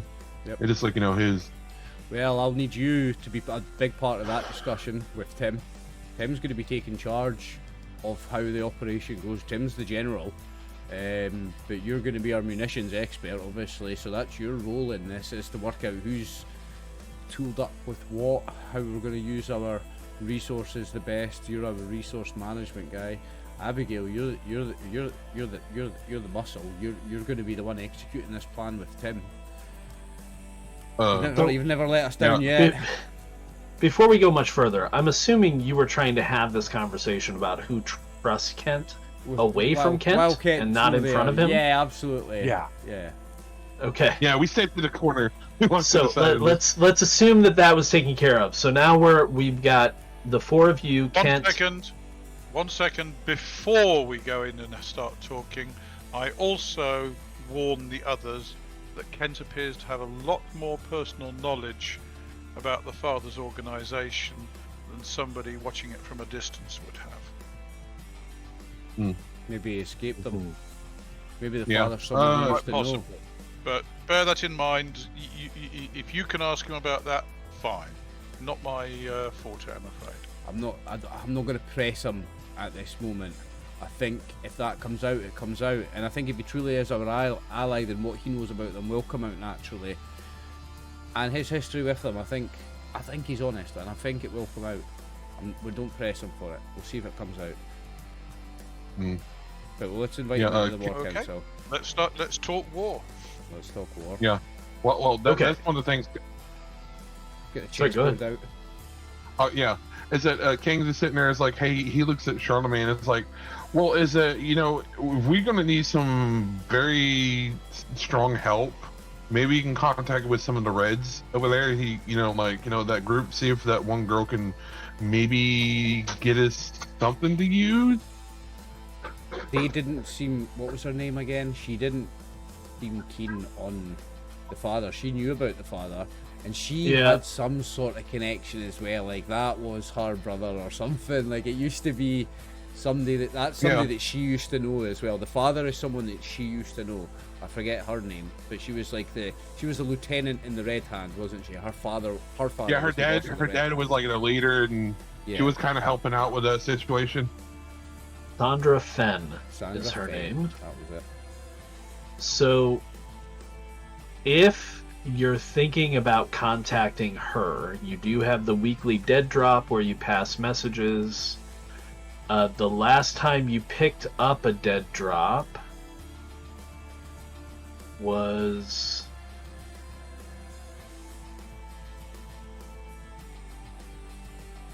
on the 17th, I think. So that's 9 days ago. Oh, 17 days. We're on the 26th day. Or actually we're on the 28th day. No, today is the 28th. We are on technically now the 26th, 27th day. So it would have been 10 days ago, 10 days ago, let's say roughly. So you would have already had another dead drop check in that time, probably a day or two ago.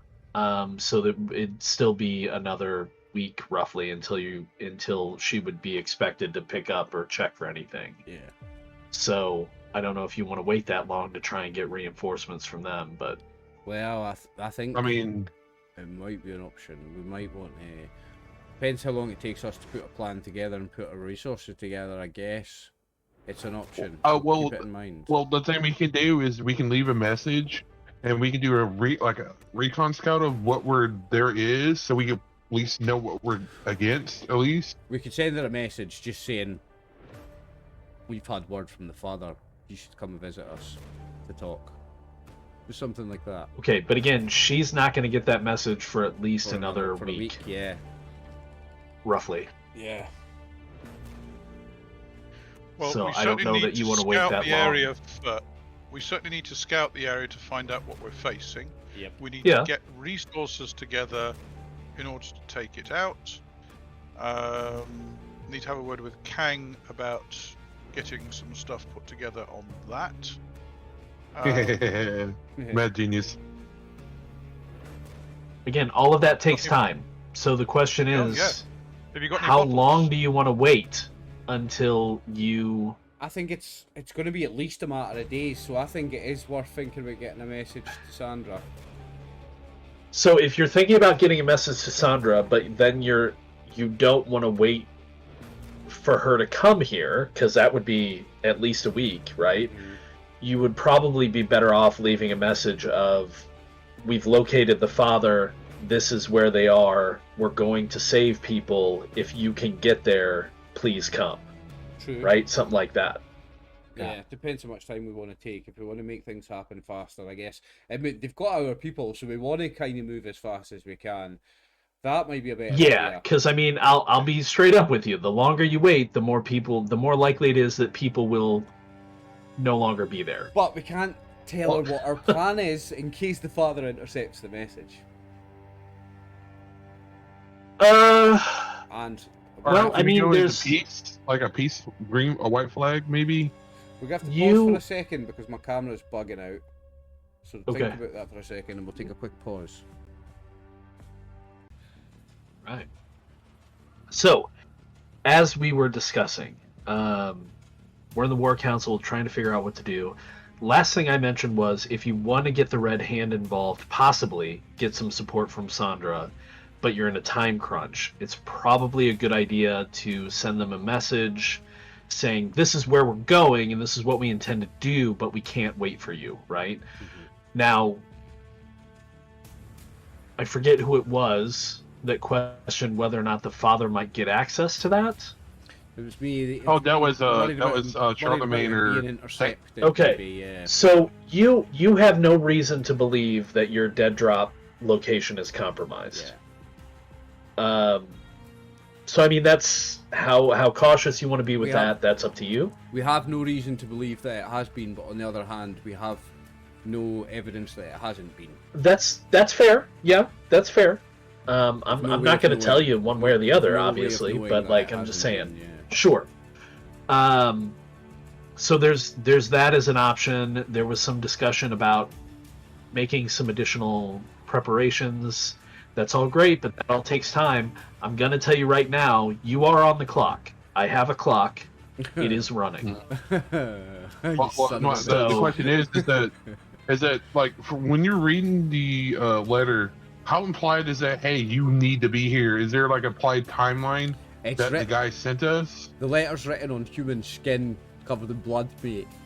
It's pretty sinister, like. Well, I just wonder, because is that with the guy traveling through the cold himself from that location here, how long did it take him to get here to there? So that's a good question. I think between Sophia and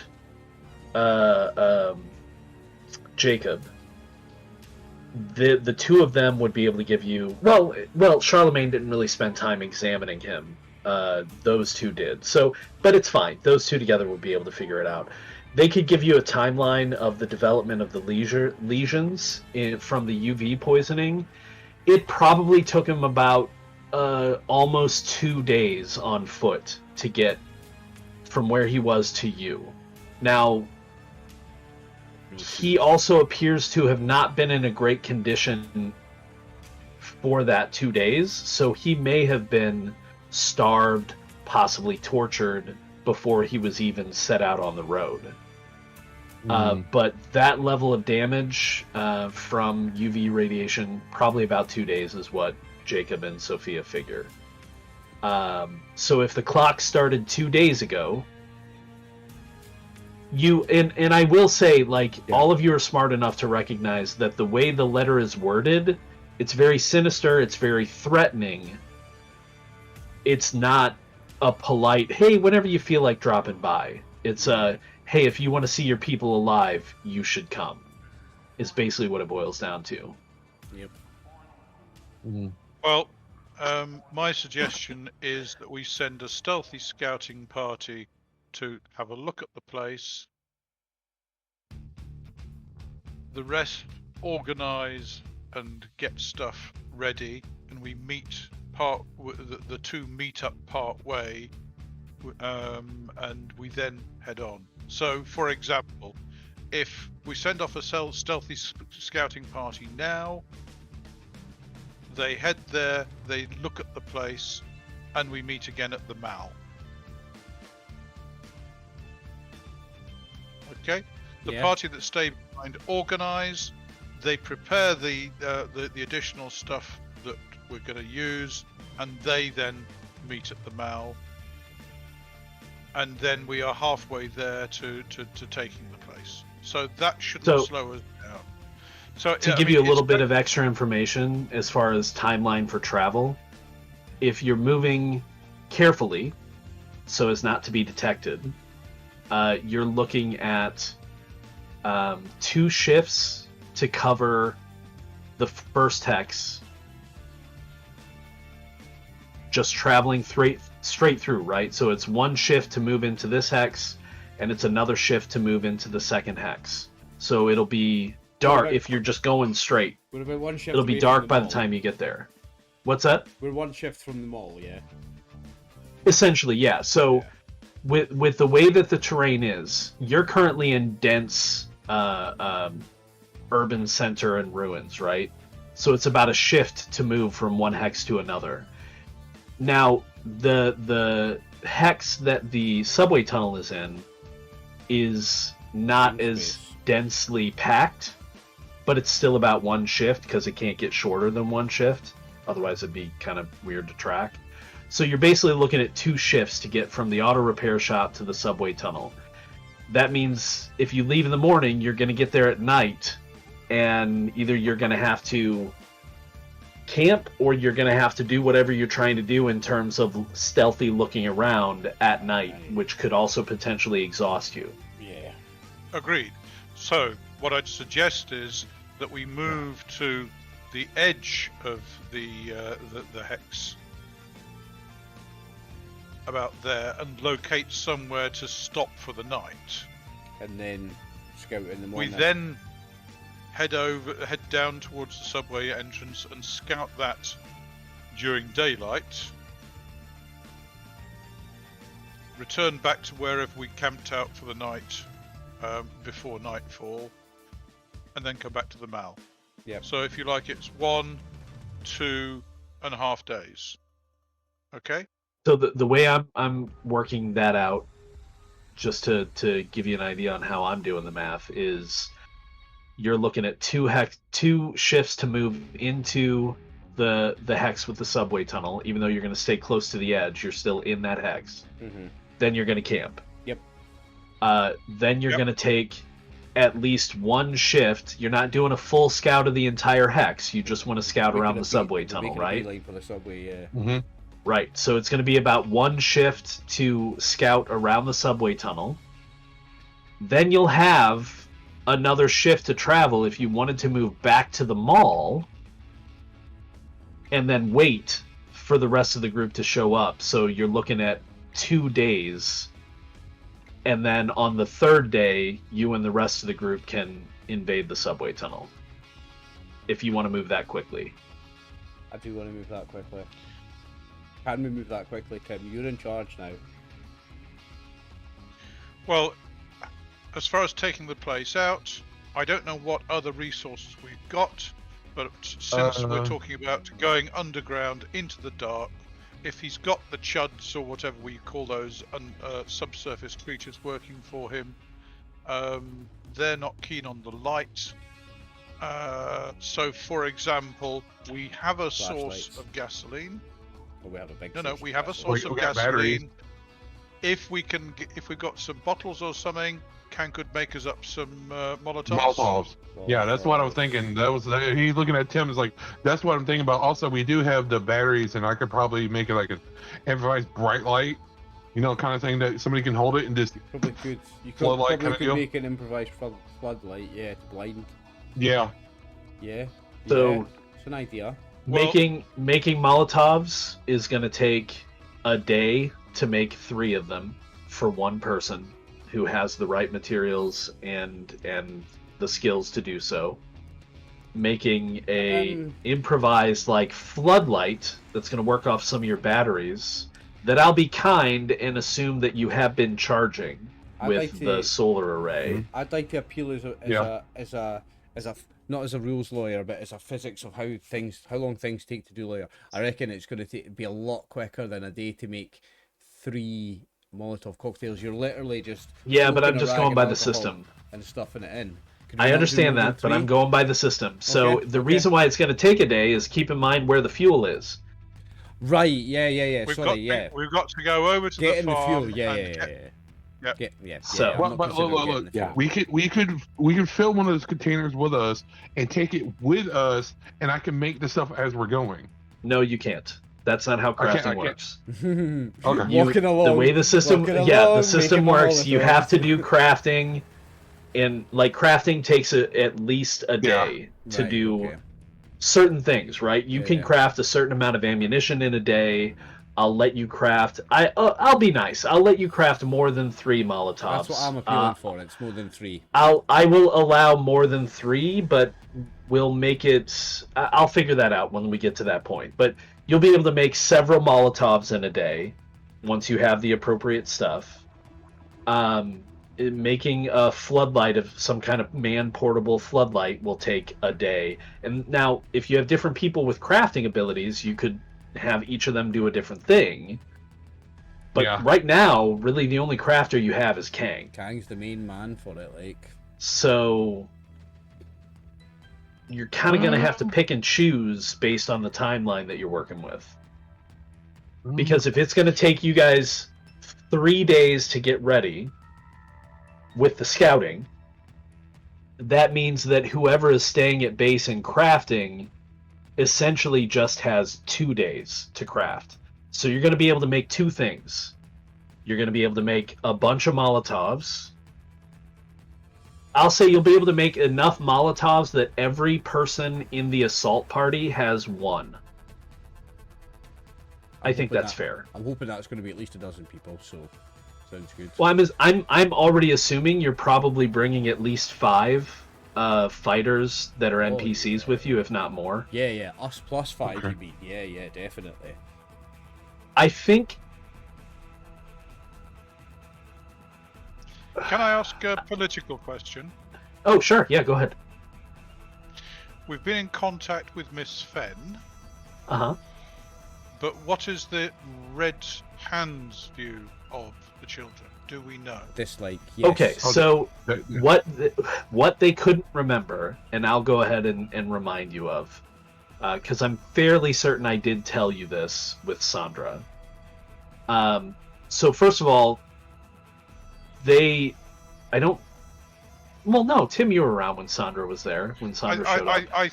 So, am I right in thinking that the father was in the Red Hand originally and left? So the father is actually Sandra's uncle. Oh, I knew they were related. Yes, I remember that. I knew they were related. I knew it. He was ousted from the Red Hand because he started to mutate. And Sandra's father is... the leader of the Red Hand. He's the leader of the Red Hand, and he is very much not okay with people who are showing signs of mutation. They are either exiled or murdered on the spot. So because he was his brother, he was exiled, right? Rather than having to kill your own brother, he just booted him out. Mm-hmm. Now, what happened to him after that? This was some years ago. What happened after that, and how he got into, cannibalism and stuff like that, that's another story. But yeah, Sandra didn't show any love for him anyway. No. Like, she knows what he does now. Mm-hmm. The Red Hand is not on good terms with the father and his people. Yeah, the Red Hand is not going to be against us doing this. No. In fact, I even believe that we could pull them in as allies. Well, that was my question. Rather than use the dead letter drop. Yeah. There's no reason why we couldn't send someone under flag of truce up to the hospital. Ooh, there is. The Red Hand. Yeah? There is. Because keep in mind, the head of the Red Hand, Sandra's father, not to be confused with the father, I'm just going to call him Old Fen. Old Fen is Sandra's father. He views your group as a potential threat. Yeah. And he is not amenable to meeting with you. He has not yet. Only Sandra has shown any sign of wanting to engage with you, which is why you're having to use the dead drop. Okay. Fine. So, I mean, you could potentially send somebody with a white flag straight to the hospital, but that person's going to be in particular danger. Or you could potentially, I'll just throw this out there since you're all talking about this stuff. Kent stands up and he's like, I could send one of my people to the hospital. We're not known to be connected to you yet, and in fact, one of my guys used to be a Red Hand. Really? Huh. I'll look at Charlemagne. Yep. But if the intention is to pull them in to join with us in the attack, they would have to know that we were involved. Otherwise, if they arrive and find us there and decide to take us on then and there. Yes, but if, like you say, Sandra is on your side, and the enemy of my enemy and is my friend, my people are on your side, and you're against the father, it's likely that Old Fen will send people to back you up in a state of truce with you, but against the father. I trust that, Ken. I think. Do you know who you would send? Do you have someone in mind?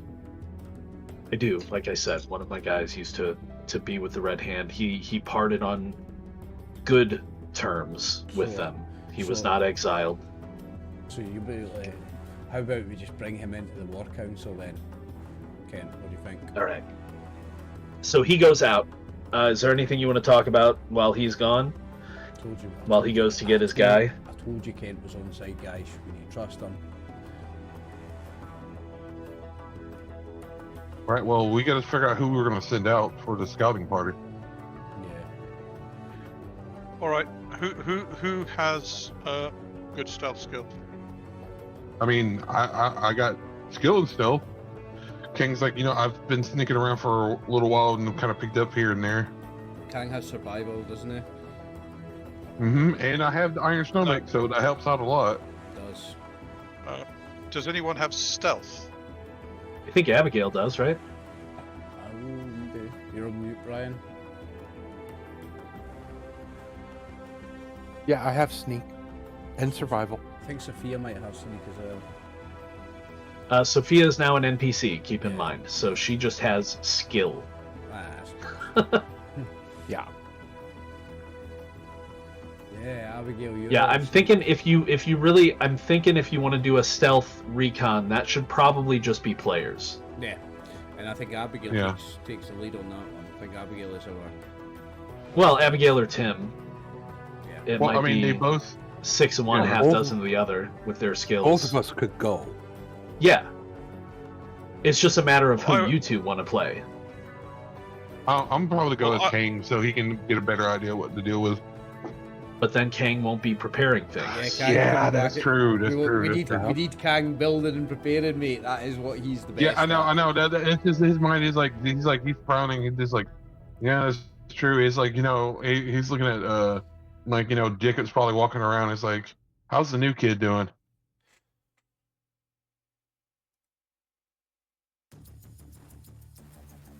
Well, I would actually suggest Abigail and Tim do the stealth check. Solo? And well, not solo, but just the two of them. Is that what you're saying?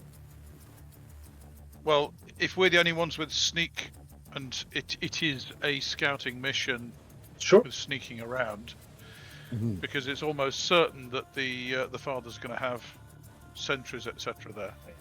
Yeah, I have no problem splitting you into two groups with Abigail and Tim going ahead to scout, while maybe whoever Oliver and Max want to play, their characters like are either waiting at camp just so that you have additional people overnight for like watch and stuff at your camp, and then travel back to the mall with you. Like when we get to that point, they can hang back while you guys scout. Yeah, so that's we're no going to go problem. out as a group, at least the four of us.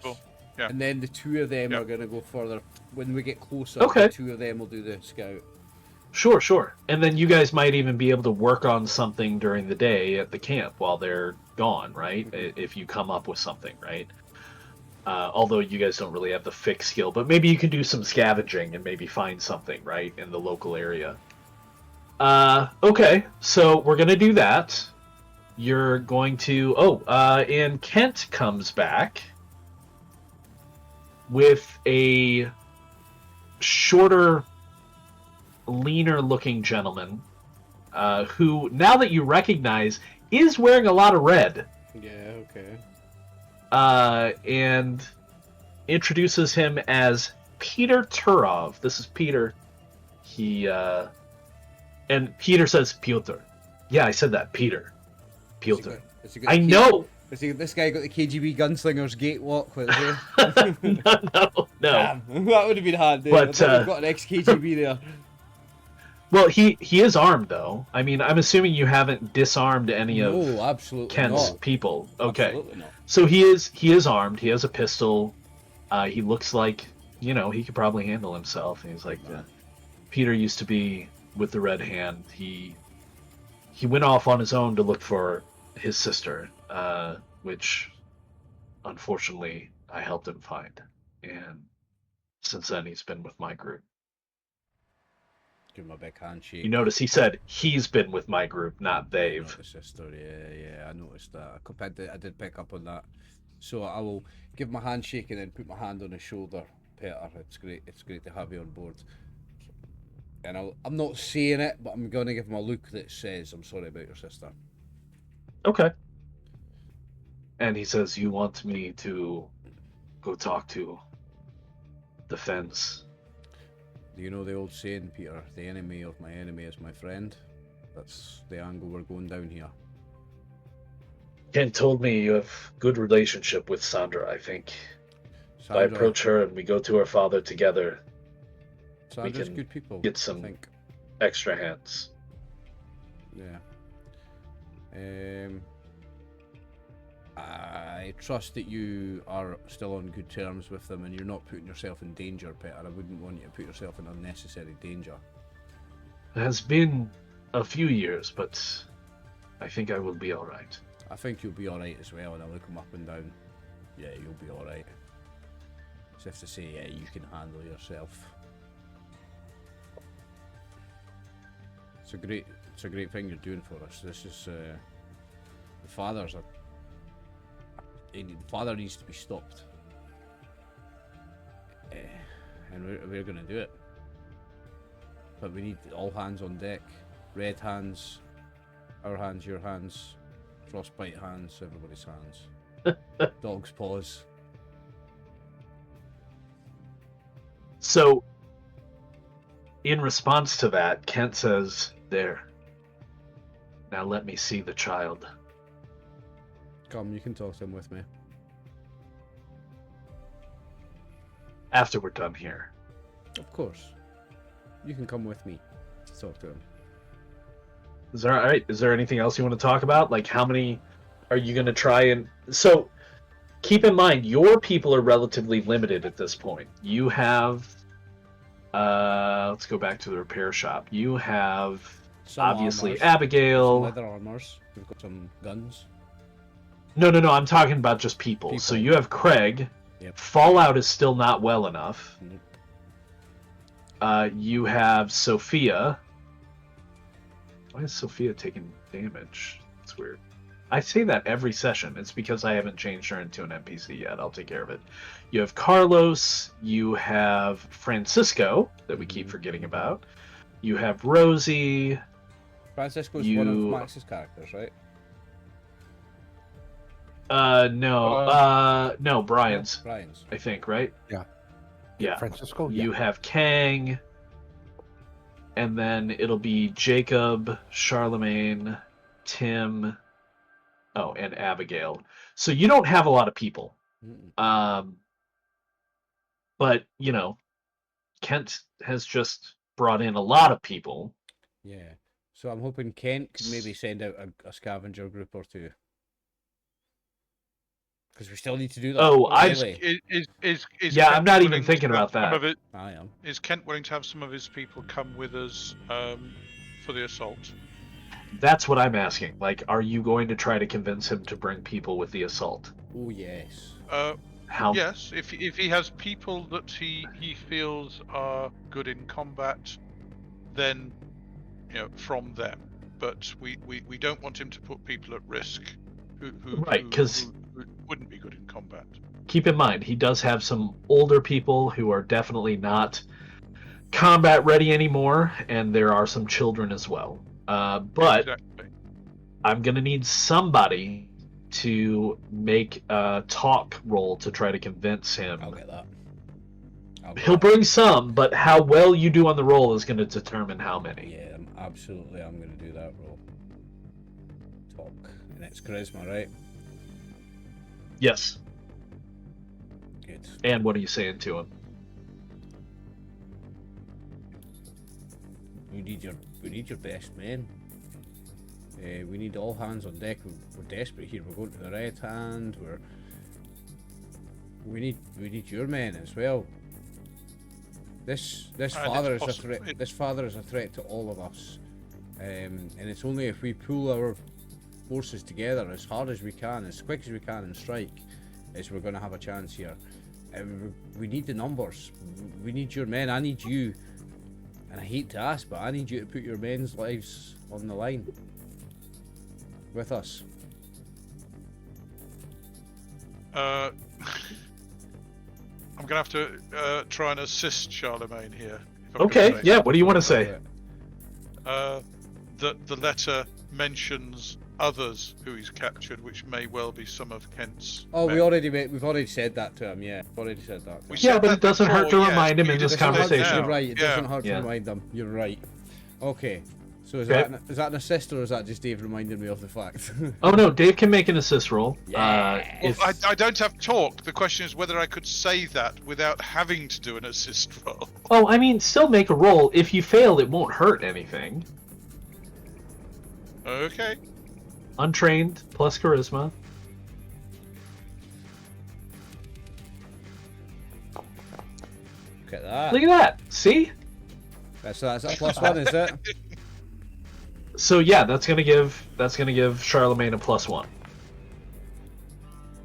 Nice. So he says, I'll lead some people. We'll meet you at the mall.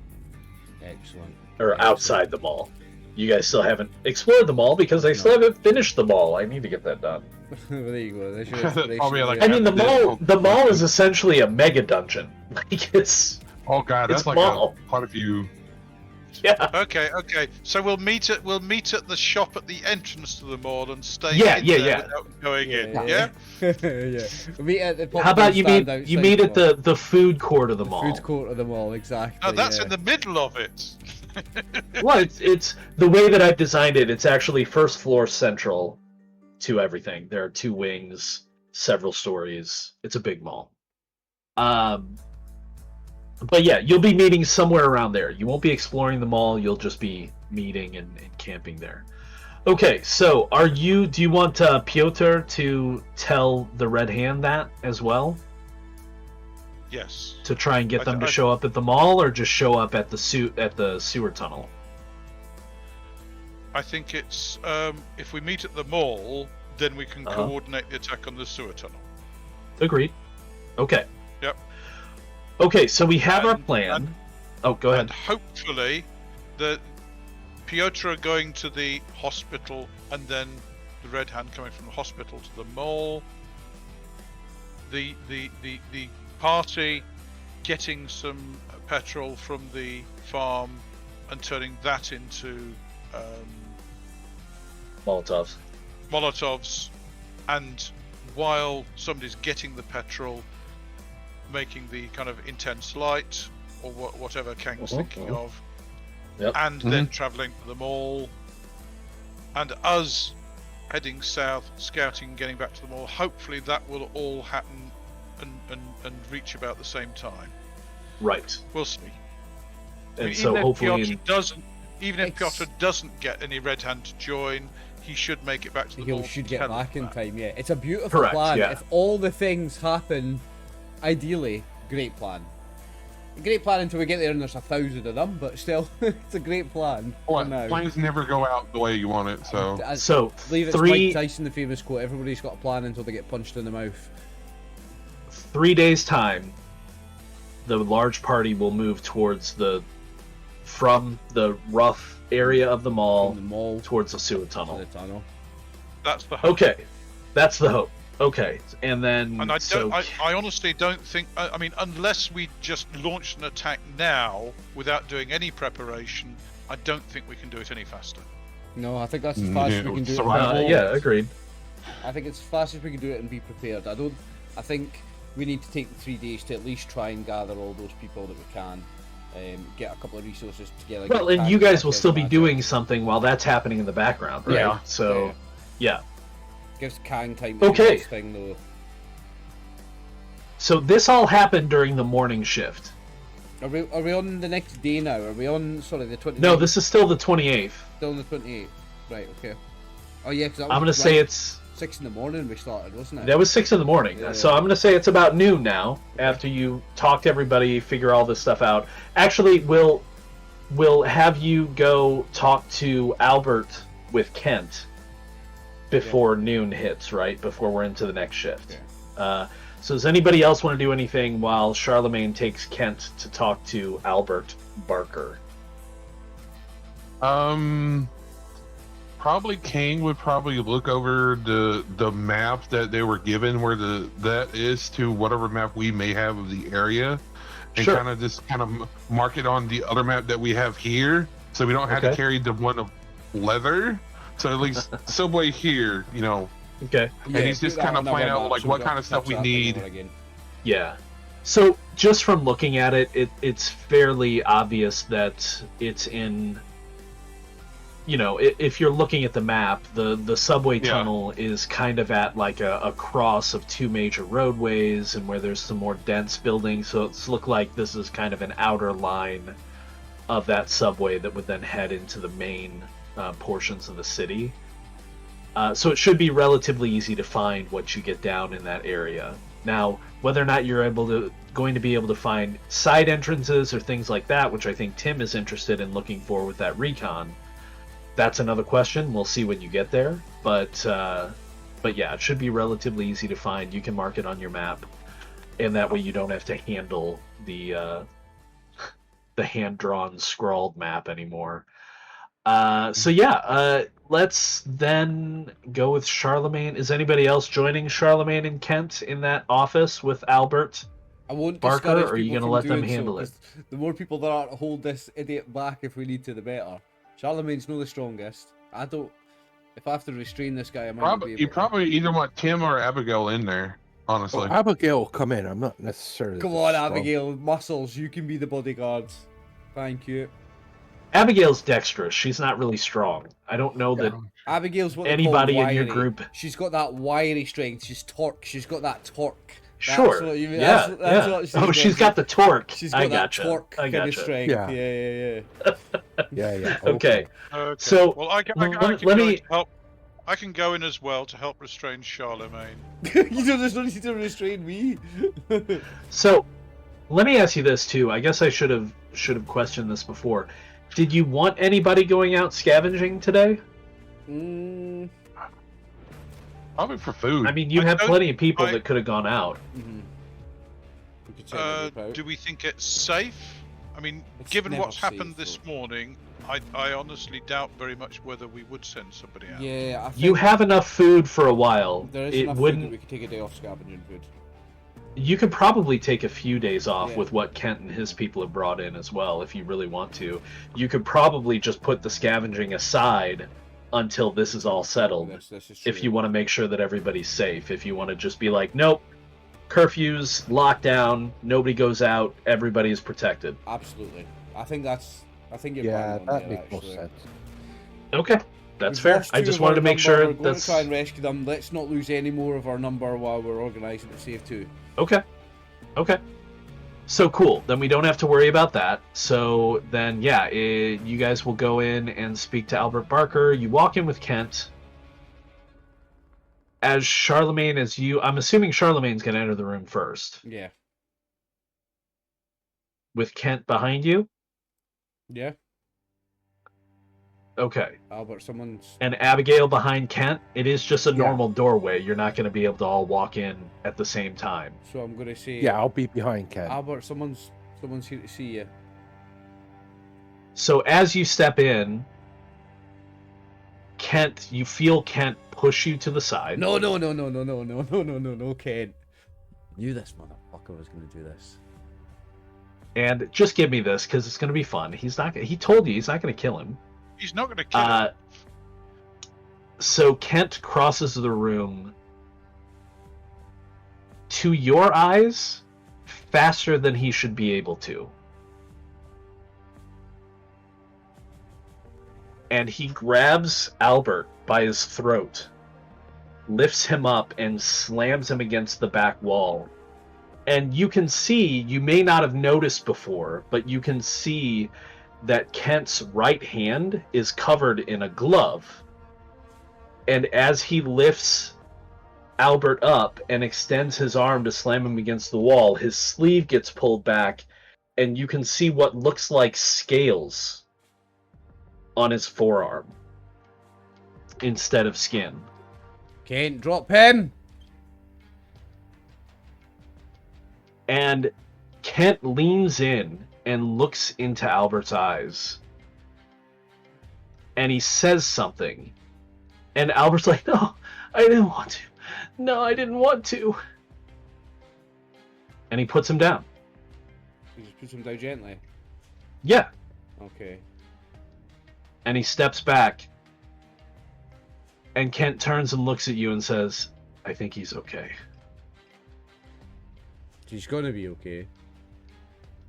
You get the man's system's in shock, and you just picked him up and did that time. You could have killed him doing that, Kent, but whatever you needed to get out of your system, it's out of your system now. Kent, what did you think might be the problem with him? He might have feasted too often. Does that cause an obvious change? No, but the more you engage in certain practices, the more psychological trauma takes hold, the harder it can be to desist. This is actually a scientific thing. Species that are not naturally cannibals, when they revert to cannibalism, actually go insane, and that's what BSE was, because cows went mental because they were feeding them dead cow. Am I right? Cannibalism in non-cannibal animals will give them, rots their brain and turns them insane, doesn't it? It's an interesting area of discussion. Scientifically, it's still kind of flimsy at this point, but that is one theory, yes. Mm-hmm. That's what BSE was, mad cow disease, wasn't it? Yeah, well, mad cow disease, it's not because they were feeding cows, ground up cows. It's because they were feeding cows, ground up cows that had a prion disease already, and so the prion disease was then being passed to the existing cows. Whether or not, I don't want to get into a discussion about the ethical guidelines of cannibalism. Cannibalism is wrong. Yes. Yeah. unless you're like a fish and it's normal, right?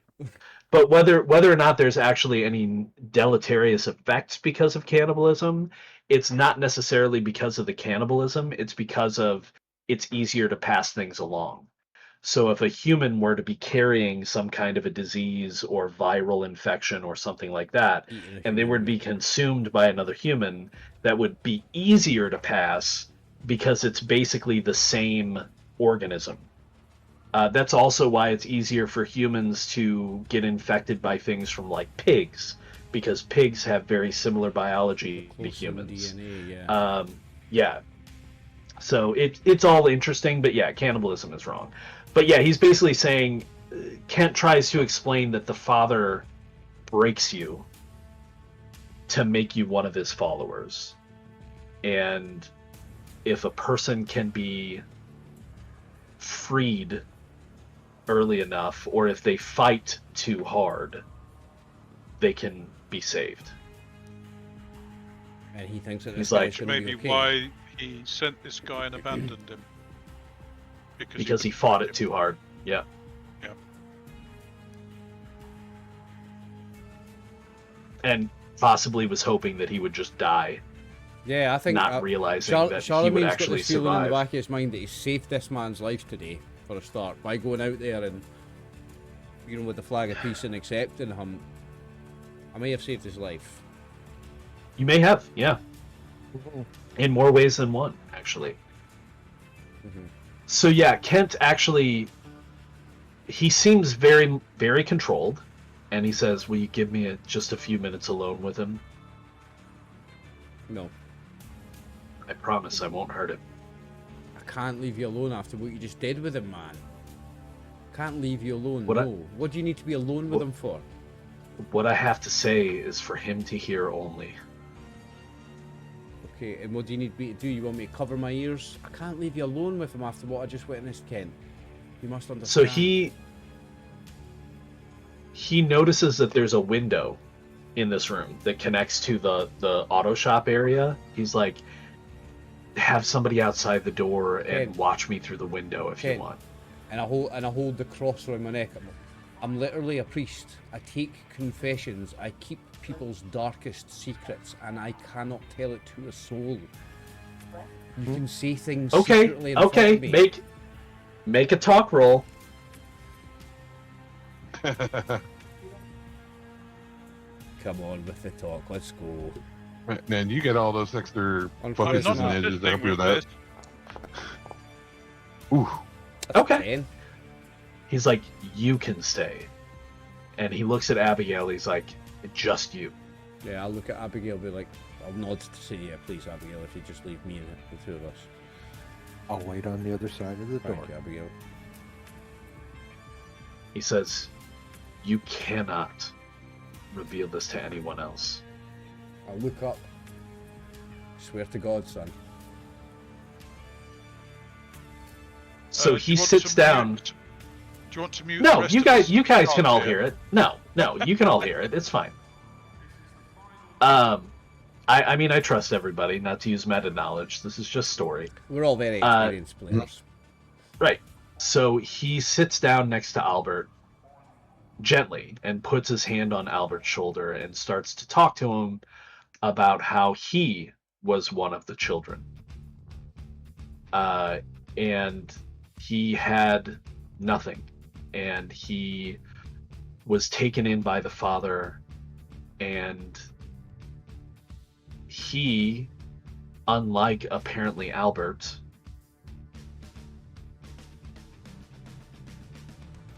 voluntarily took place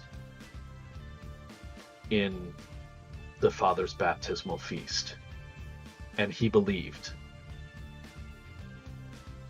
until he didn't anymore. He didn't know how far the father was going. He didn't know where the feast was coming from. And when he found out, he left. At the time, the father's group was too small to stop him. But he's been trying to recover from that knowledge and redeem himself for having taken part in that for a while now. And he goes on to talk to Albert about how the Father particularly preys on people who are thrown out by others, people that are changing, people that are seen as different or unclean. And he pulls up his sleeve fully to show Albert, and pulls back his shirt to show how a large amount of his body has changed. He's like, just because you're different, it doesn't mean that you still aren't human. Don't let yourself be like the Father. You can be free. You can help people. And so, yeah, he just sits there and kind of talks with Albert for a long time before you get to about noon. And Albert is quiet and was probably already on a good path, but hopefully now with Kent having a personal connection with him as well, is maybe on an even better path. And eventually Kent gets up and says he needs to rest and he needs to reflect. But I think he's going to be okay. And he is going to be okay, and you're going to be okay, and we're going to be okay, and you're going to be okay. I look at him in the eyes and go, you're going to be okay. So as you look at him in the eyes and say that, you notice that his right eye kind of like does a weird like sideways blink.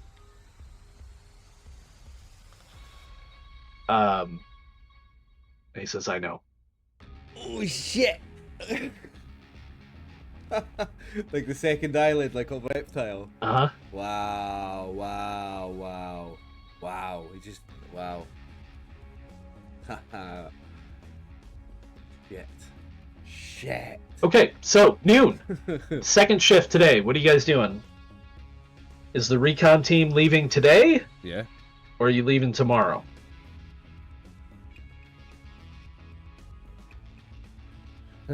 I think we are leaving today. Dave, you're on mute. Sorry, Piotr needs to head up to the hospital. Somebody needs yeah, he's actually has already left. Somebody needs to go to the farm as well for the gasoline. Yep. That needs to happen straight away. Okay, who are you going to send to the farm? Well, actually, Kent says, I'll send some of the fighters that I'm going to bring with me. That way I know they can take care of themselves. Okay. They'll bring you back enough, Kang. Okay. If he sends his fighters to the farm and they then return to the repair shop, while they're away, Kang can be working with the batteries. When they get back, they can make the Molotovs, and then the fighting group can then head south with that lot to the Mall. Right. If we leave now, we've got a shift to get to the Mall. Yeah. Yeah, and you can make camp there. Yep. Yeah. Well, I mean, the group going to the farm is going to take them a day to get to the farm, isn't it? It's going to take them a shift to get there and a shift to get back. Yeah.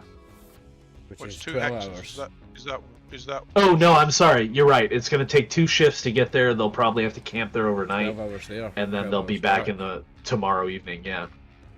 Yep. So it's going to be 1 day there, 1 day back, a day for the Molotovs to be made.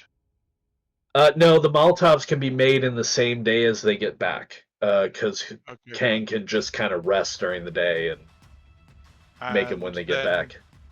And then half a day for everybody to travel down to the Mall. Yep. Correct? Also, so that's Kang, 2.5 days. While they're away, Kang could be lining up the bottles and the cloths and set himself up a little production. Yeah, he could be getting ready. Yeah, for sure. Just pour the gasoline. That's what he's planning to do. Yep. Yes, but it's 2.5 days from when they start. If they start now, it's half a day to get halfway to the farm. Well, it's gonna take them 2 shifts to get there, so they could potentially leave now, and just be a little tired at the end of the first day with just one shift. Maybe one person doesn't get to sleep tonight if they want to keep watch. Yeah. Okay. Well, let them go ahead and get everything sorted. When they get back with the Molotovs, then the party leaves and heads down to the Mall. We send our fastest people to the farm and try and get them to do it just really quick, and they can sleep when they get back, maybe. Yeah. So let Kent worry about that. Okay. I think what we should focus on more is like so we're on the second shift of the 28th. When do you want people to be at the mall? The fastest they're going to be able to get there is probably, let me open the calendar here. So the 28th today, the fastest they'll be able to get there is like Tuesday morning, the 3rd. Right. Or Tuesday afternoon. Let's say Tuesday afternoon. Okay. If they can get there earlier, fine. If not, so be it. Okay, so Tuesday afternoon is our target for everybody to meet up at the mall. You will have told Piotr that before he left. And then from there, you'll head south and either go with a full assault or find another way in. So you guys have roughly 2.5 days to do some recon. Is it 2.5 days or 2 days? If we're kind of afternoon of the day now, and we're meeting there Tuesday afternoon, is that 2 days or 3 days? All told, it's about 3 days total, right? So 3 days from this shift, yes. Okay. Well, I suggest that we head south and find somewhere at the mall we can say is where we're going to meet and stay there tonight. Yep. And then tomorrow we head on into the tunnel hex and scout around the tunnel. Yeah? Yeah, you can do that. You could also potentially literally just scout that hex. You'll have enough time. What, a day? I thought it was 2 days to scout a hex. It is, well, this is a less dense hex, so it will actually take just 2 shifts to scout the hex as opposed to 4.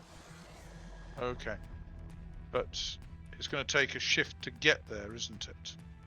So it's going to take you shift to get to the mall. Yep. Shift to get into the southern hex. Correct. And then you can use the remaining shift for that day to scout, camp overnight, morning shift to scout, back to the mall. And you'll be at the mall in time for everybody else to show up. We'll be in the mall Tuesday evening, though, won't we? I don't think so. So if you left today, let me make sure I'm getting this right. So today's Saturday. Saturday. So we'll be at the mall Saturday evening. Correct. Sunday morning, we head into the southern hex and start scouting. And Sunday afternoon, we scout. Yep. Monday morning, you scout. We scout, and travel back to the mall. Travel back to the mall, so we should be back at the mall for Monday evening. For Monday evening, correct. And then everybody else will show up Tuesday. Yep. That means we have another shift. You do to do something, yeah. Yeah. So we can spend more time scouting that area if we find something worth looking at. You can, absolutely. Yep. Let's do that then. Okay. We will head off now. Yep. All right. So make sure you go through your equipment and that you have all the equipment that you want to bring with you with the characters that are active. Keep in mind, everybody except Tim is going to need to eat. Cool. We were having more bayonets done. The first one was done, but we were getting more bayonets made. Can I have one for my rifle?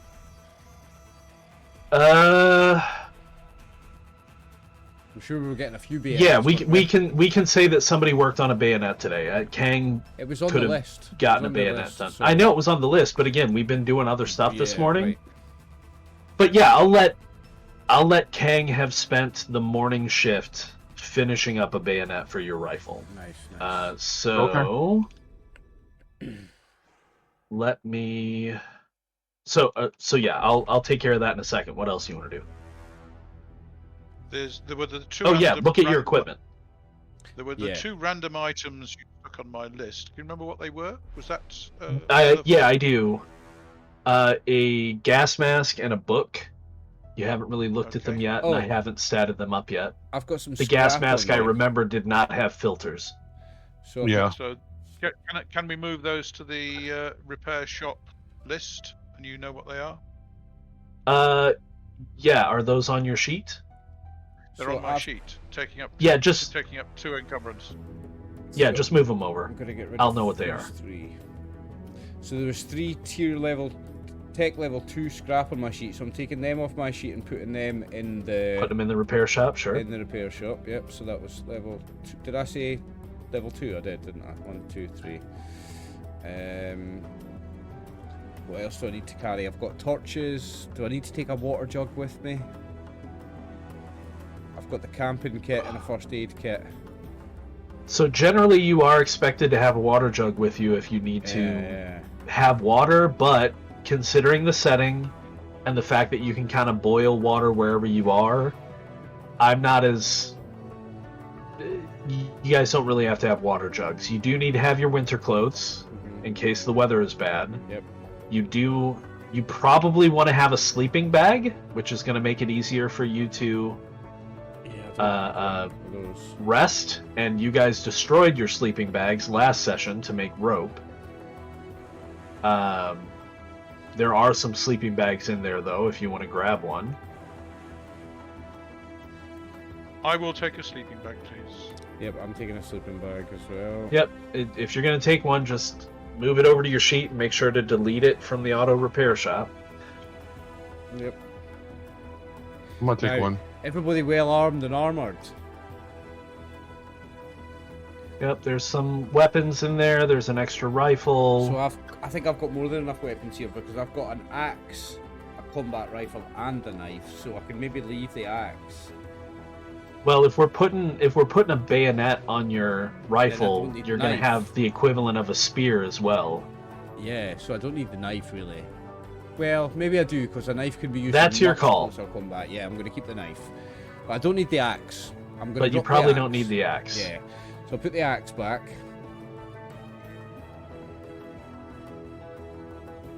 We've got two. Do we have two axes? Yeah. Yes. So how do I delete one off my character sheet? There's not a bin button next to the other gear. You got to unequip it. Oh, you've got to unequip it, yeah. And then there should be a bin button next to it. Sweet. Okay, you've got a combat rifle that I need to turn into a bayoneted combat rifle. What's the camp kit? Is that like tinder? Oh no, I've got a tinderbox separately. So what's the camp kit? Camp kit is like pot, utensils. If you're gonna boil water, somebody needs to have a camp kit, unless you want to carry a water jug. I'll carry the camp kit, a first aid kit, a knife, a sleeping bag, my self-help book, but that's my thing. A tinderbox, and I've got a pack of torches. I've got room for food if we need to take some. Well, 3 of you need to. Sure, I'll take a bundle of 3 food. Unless you're gonna make Tim hunt. No. Or you're gonna scavenge, which is gonna increase your timeline. So how do we add food to our personal sheets? So food is in the equipment under items. Food, there it is, yeah. And it's in groups of, what is it? 3 packs of 3. You can package it up to a total of 3, yeah, for 1 slot. You can do that. Okay, so I'm going to take 3 non-perishable foods. So you might as well, yeah. You might need to increase it to 3 on your sheet, because when you pull it off of the item list, it'll just be 1. Yep. Okay. But make sure you remove it from the totals in your... Yep, so I take 3 off the total here. Yep. Right, so there you go. Revised list. I have there's Tim. Torch, tinderbox, sleeping bag, food, knife, first aid kit, camp kit, my winter clothes, a rifle, an extra mag. Oh, right. Crap. So, I've got I've only got 7 rifle rounds, I think. Or there's 30 in the gun, plus I've got 7. Is there any rifle rounds back at base? There's loose pistol rounds and loose shotgun shells. I don't think there is any more rifle rounds. Oh, there's a couple of rifle magazines. Can I just take this? Should I just take this extra magazine with 30 rounds in it? I would, yeah. Yeah.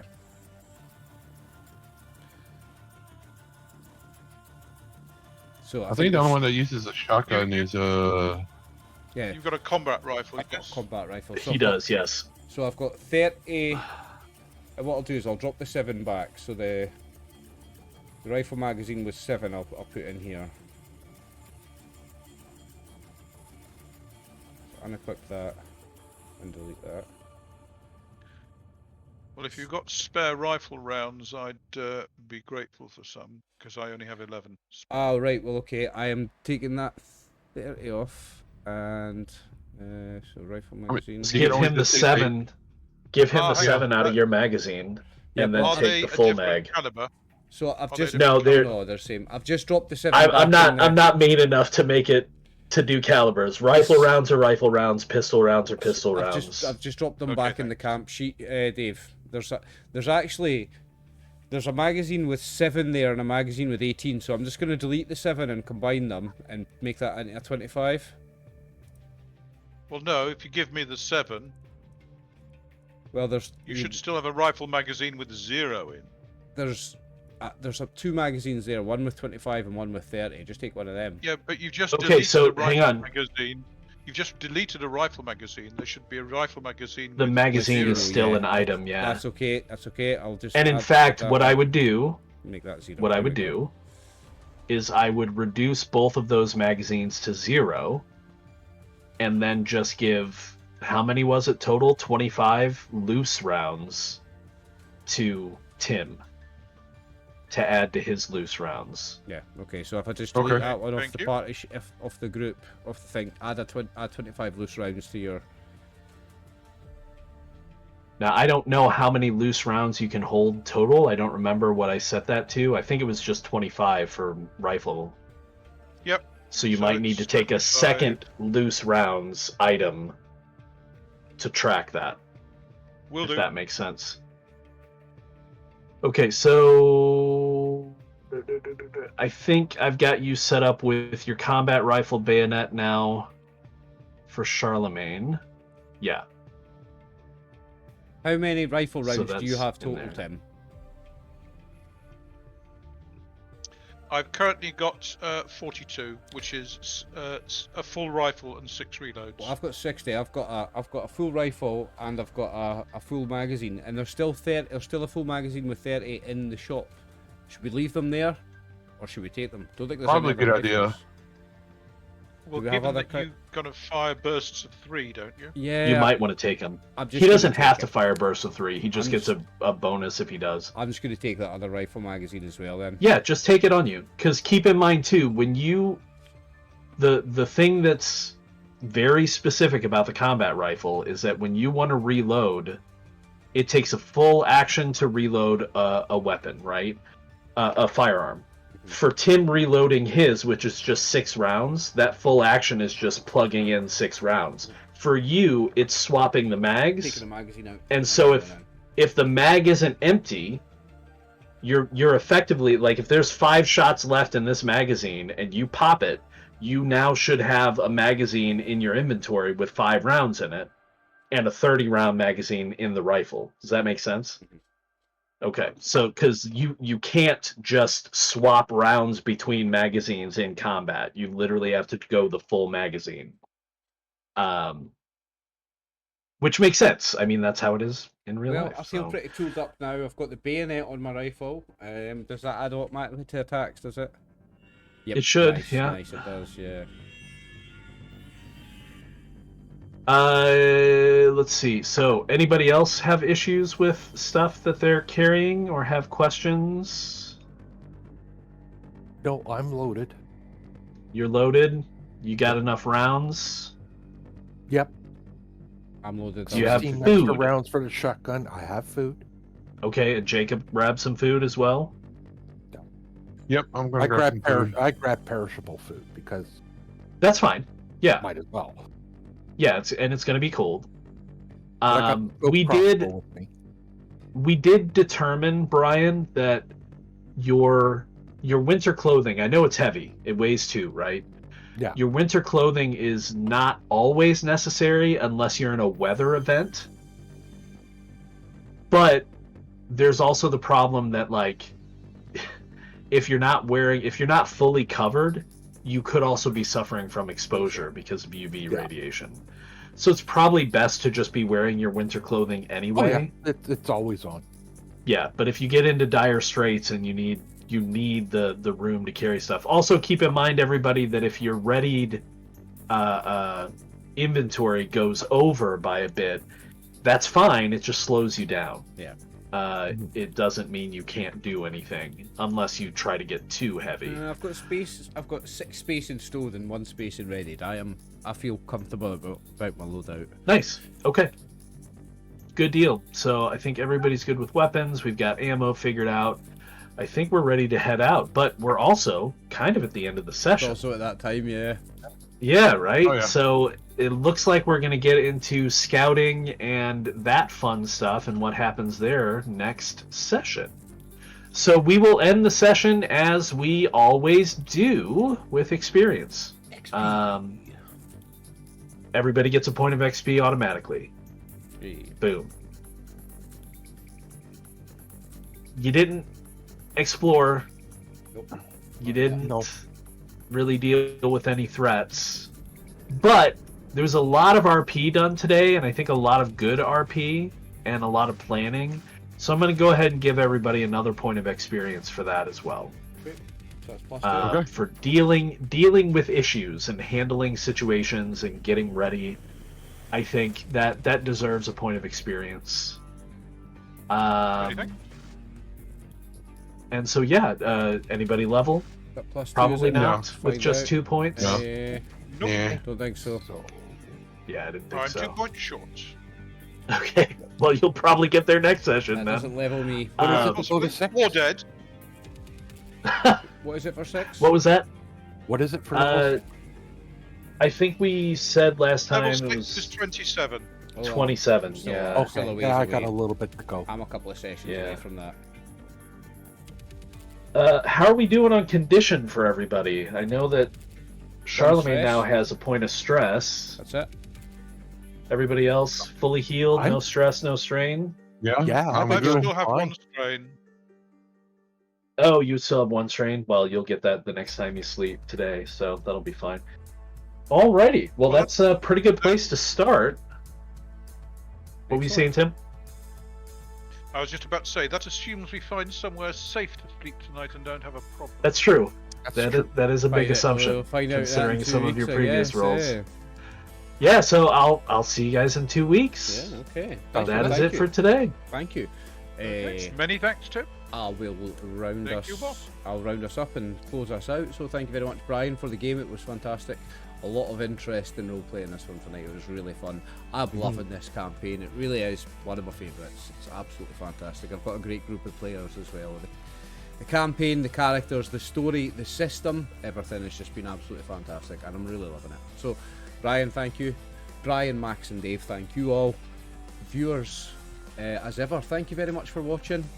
Stay tuned. We'll be back for session 16 in 2 weeks. Bye. Bye. Good night. Good night.